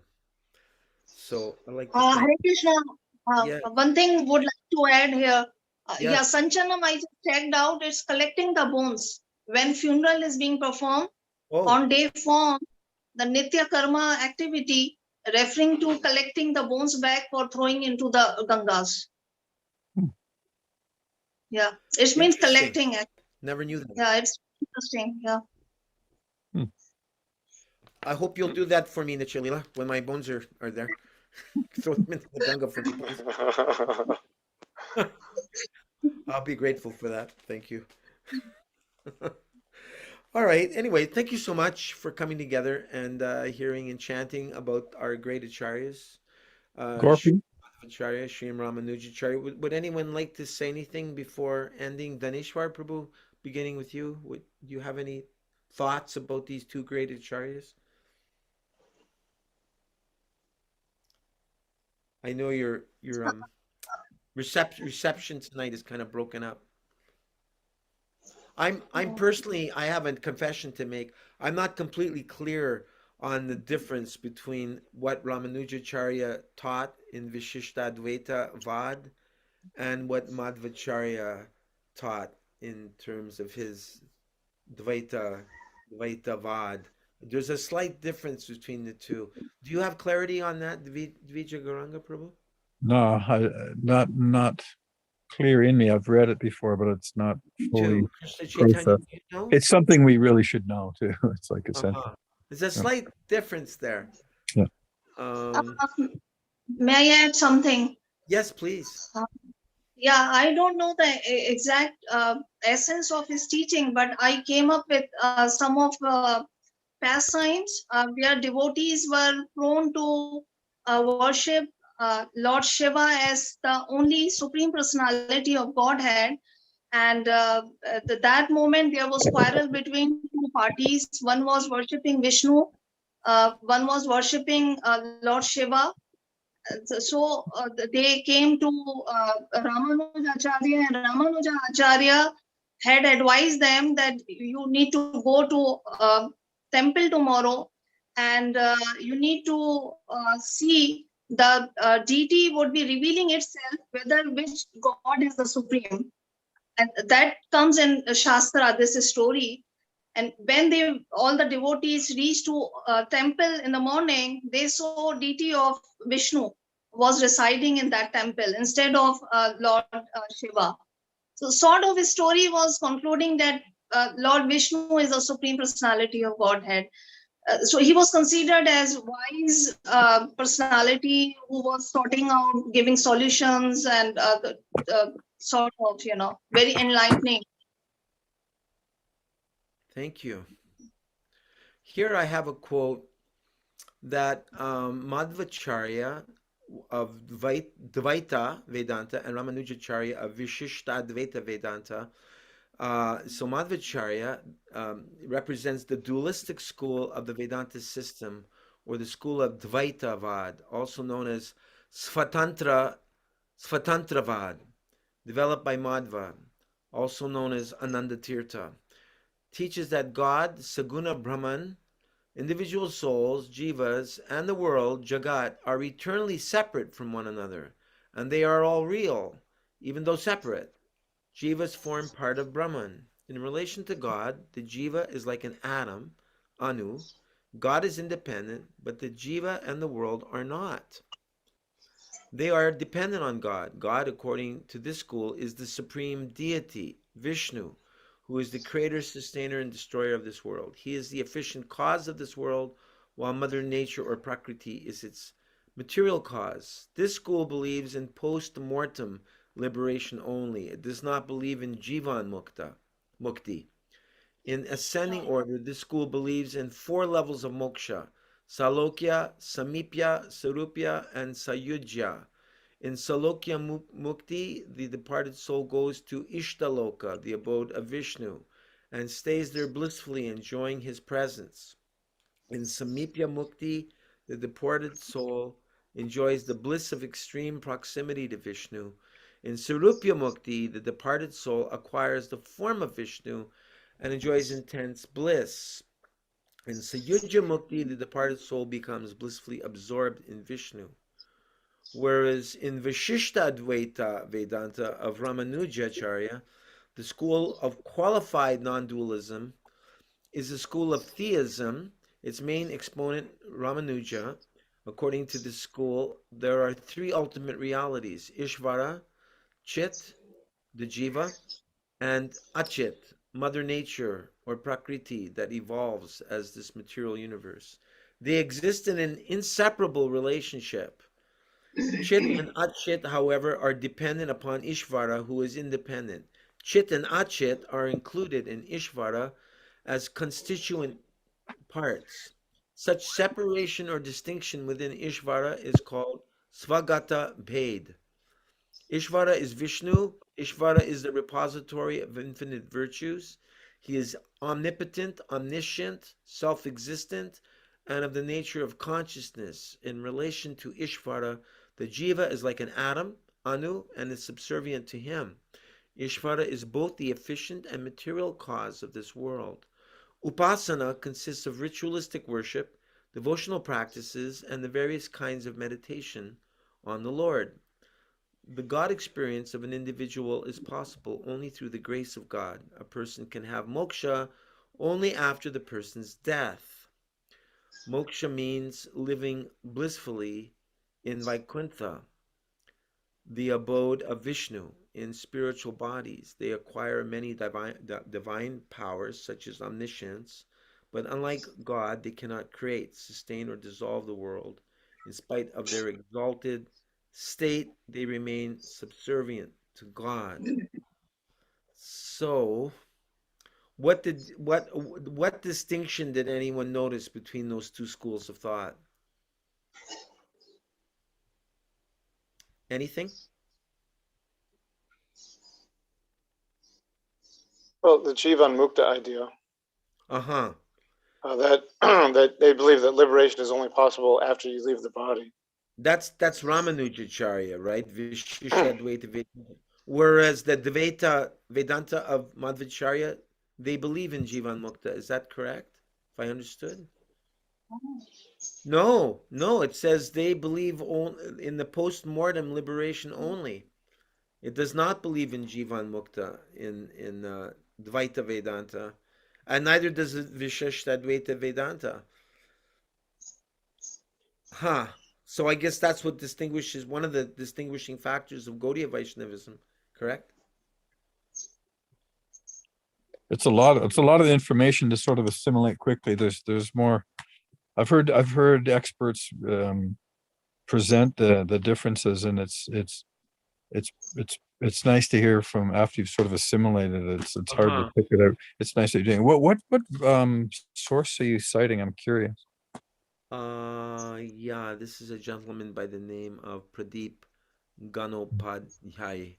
So I don't know how much of a pandit he actually is. Is that the same as what we were reading from? Is that No, different? this is another source. I just did a random check. Where what we were reading from? Where is that from? Okay, let me see if I can find that. Sorry.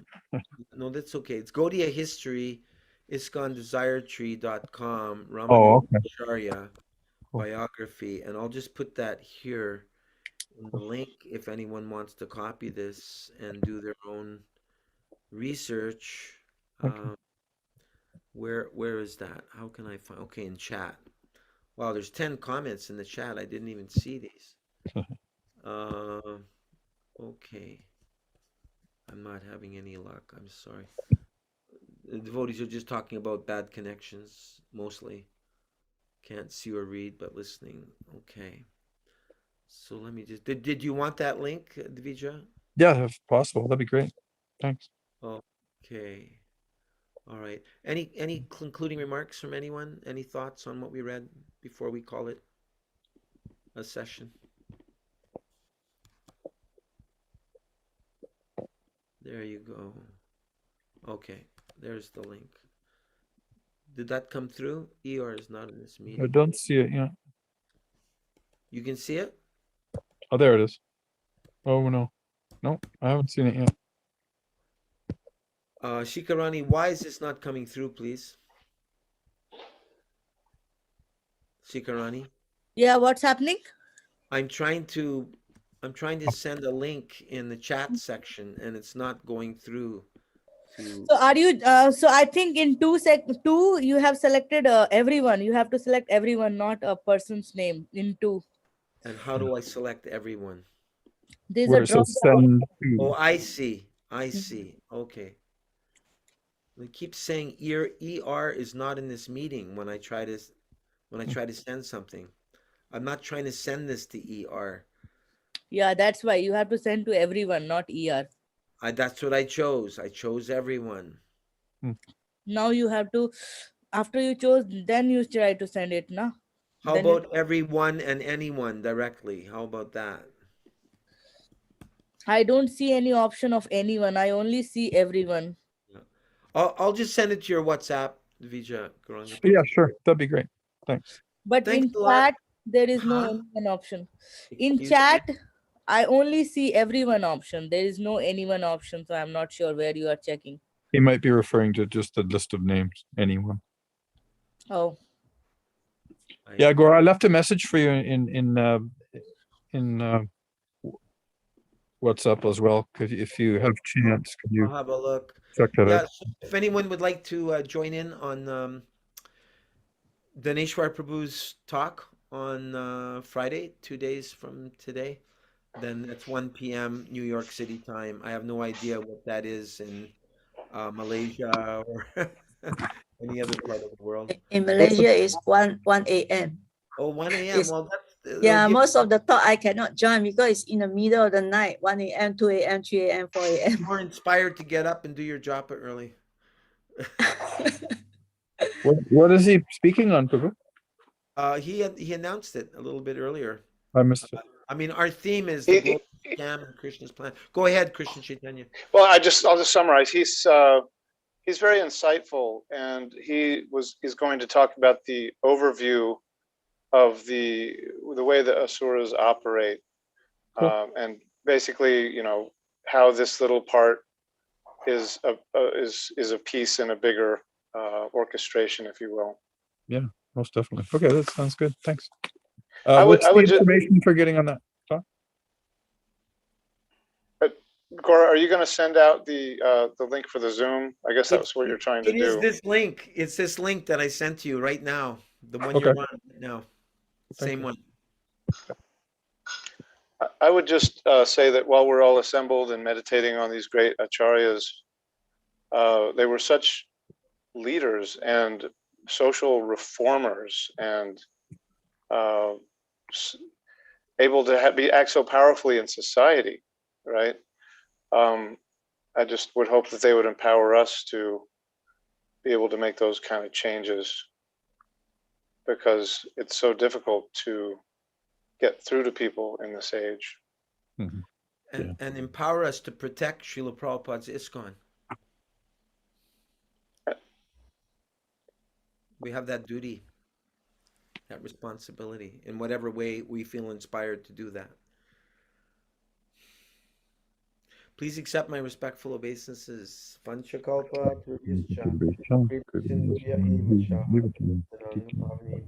Vaishnavebhyo, Namo Namaha.